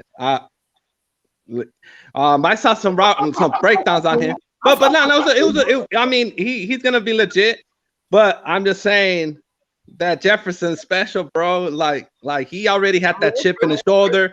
We'll see. And bro. you saw in the Vikings too. They got super excited. I don't know if you saw that. I don't know if Justin Jefferson is special, but DK Metcalf is. Absolutely. Yeah, like I don't know, because I'm saying that because when we talk about wide receiver picks that we could have had, I don't know if Howie Roseman botched getting Rager over Justin Jefferson, but I know for a fact he botched DK Metcalf getting JJ off the right side, the dude that's not even inactive most games, and you got this dude just this body after body after body. I'm shapeshifting. You know when I knew it was bad, bro. I don't know. You know when I knew it was bad. You know when I knew it was bad, bro? It's when they got Sidney Jones with a bad Achilles, bro. On the second round, bro. You can't do that, bro. On the second round, I actually like that pick. I thought it was. I hated that pick, bro, because there was so much talent, bro. You hate it now. But coming into that year, he was the number one corner. Huh? I said, I thought it was I mean, but I think you could have got him in the 4th round, in the 5th round. The value at the 2nd round, you don't get someone that a project, bro, and that has a blown Achilles. He's hurt. He wasn't a project. But it was a blown Achilles. Achilles is bad. I like that pick. And you see, he over there playing in Jacksonville right now. He ain't going bad over there. Yeah, but it took him 3-4 years, bro. On the 2nd round, it shouldn't take you 3-4 years. You can't go for projects. It took him 3-4 years because he was over here with the Eagles. That makes it would have been the X factor. But he was hurt for 2 years. What's going on is that this developing staff freaking stinks. This developing staff stinks, bro. That's what's really going on. No, I'm with you. I'm just saying the project like that. I think you got to wait for the 4th round, 5th round. I'm just saying he's good. Hey, listen, Edwin, I feel what you're saying, right? But listen, to Fresh's point, I feel you, Edwin. But to bounce off both of your points, the Eagles coaching staff, they're not good enough to play with projects. Yes. So there you go. That's even worse. we got to understand that they're not good enough to coach up projects. You know what I'm saying? They're just like the coaches. It's just not, and I think that's the real thing. Yeah, that's real. That's for sure, dude. I'm telling you, we it's gonna be bad, bro. I know it's Carson not gonna be if he stays in Philadelphia. It's not gonna. I don't think it's fixable. I think the only way they I think it's over. It's over. Yeah, you can't. It's like me as a person, I was already frustrated with the controversy. I imagine in his shoes, bro. Right. Like I was already like, dude, I'm done. Imagine him. Right, that's what I'm saying. Imagine just him, bro. Here's the thing, real fast, y'all. And Edwin, we definitely appreciate you coming on. But before you Man, go, you already know it. Hey, here's the thing, real fast. One of them has to go, and he already picked Carson Wentz once. When I say that, I mean they picked Carson Wentz over Nick Foles. Now I think that was the right pick. Notion, keep that there real quick. Notion, keep that there because I want to respond to that. Yeah. Seventh round. My bad, Fresh. I gotta respond to that. I understand Mailata was a project, right? But Jeff Stoutland is a different beast. But what have they done? They botched him. You prove my point. Actually, you prove my point that they don't know how to handle projects. They had him in. They were doing well, and then all of a sudden, they don't know how to handle a project. And he was a 7th-round pick. Yeah. He's 7th round. That's a project. That's what a 7th-round pick is. What I'm saying is, yeah, you're right. Yeah, they were on the right track. Yo, you know what's crazy? Right. People was mad. It was people that was mad at that pick and saying that we should have just picked him up off the streets and that wasn't a good pick. And you can't get nothing in the 7th round, bro. The guy that was a fireman and all that kind of stuff. And I heard that one too, bro. You said what? I heard that one too. Like they like, yo, what are y'all doing? What are y'all doing? Now, when they drafted him, I ain't gonna lie. I said this in my video. I said, damn, they might use him as defensive end. This dude is big. He knows how to attack. I don't know if y'all seen it, but you see the rugby with the little guys trying to tackle him, and he just knocking them off like flies off a windshield. Get up out of here, little dude. Like. So I'm like, damn. Like, and then once they put him in offensive line, I'm like, why would they do that? Then I'm like, all right, well, since you're gonna use him on the offensive side, use him at fullback sometimes to block, to block on a goal line, things like that. But no, Jeff Stoutland said, nope. Watch what I do with this kid. And shout out to Jeff Stoutland, man. Seriously, like he's legendary. Stoutland is arguably the best O-line coach. And you saw what he did with Jack Driscoll and Nate Herbig. Hey, listen. Yes. Driscoll out there looking like a beast. This fast. And that's facts. Sometimes it is the talent, but it's also the coaching. Because it's no way Mailata should look better than Dillard. Let's keep it real. No way. This dude only played football. He only played football really this year. Like last year, you want to talk about that? He didn't really play. They said he didn't really play football this year. They said Dillard's biggest problem was his strength. Like he couldn't. Where's Mailata? Drag down. Where's Mailata? Mailata is used to be. See, they said Dillard's biggest problem was the physicality of the game, the physicality of the position.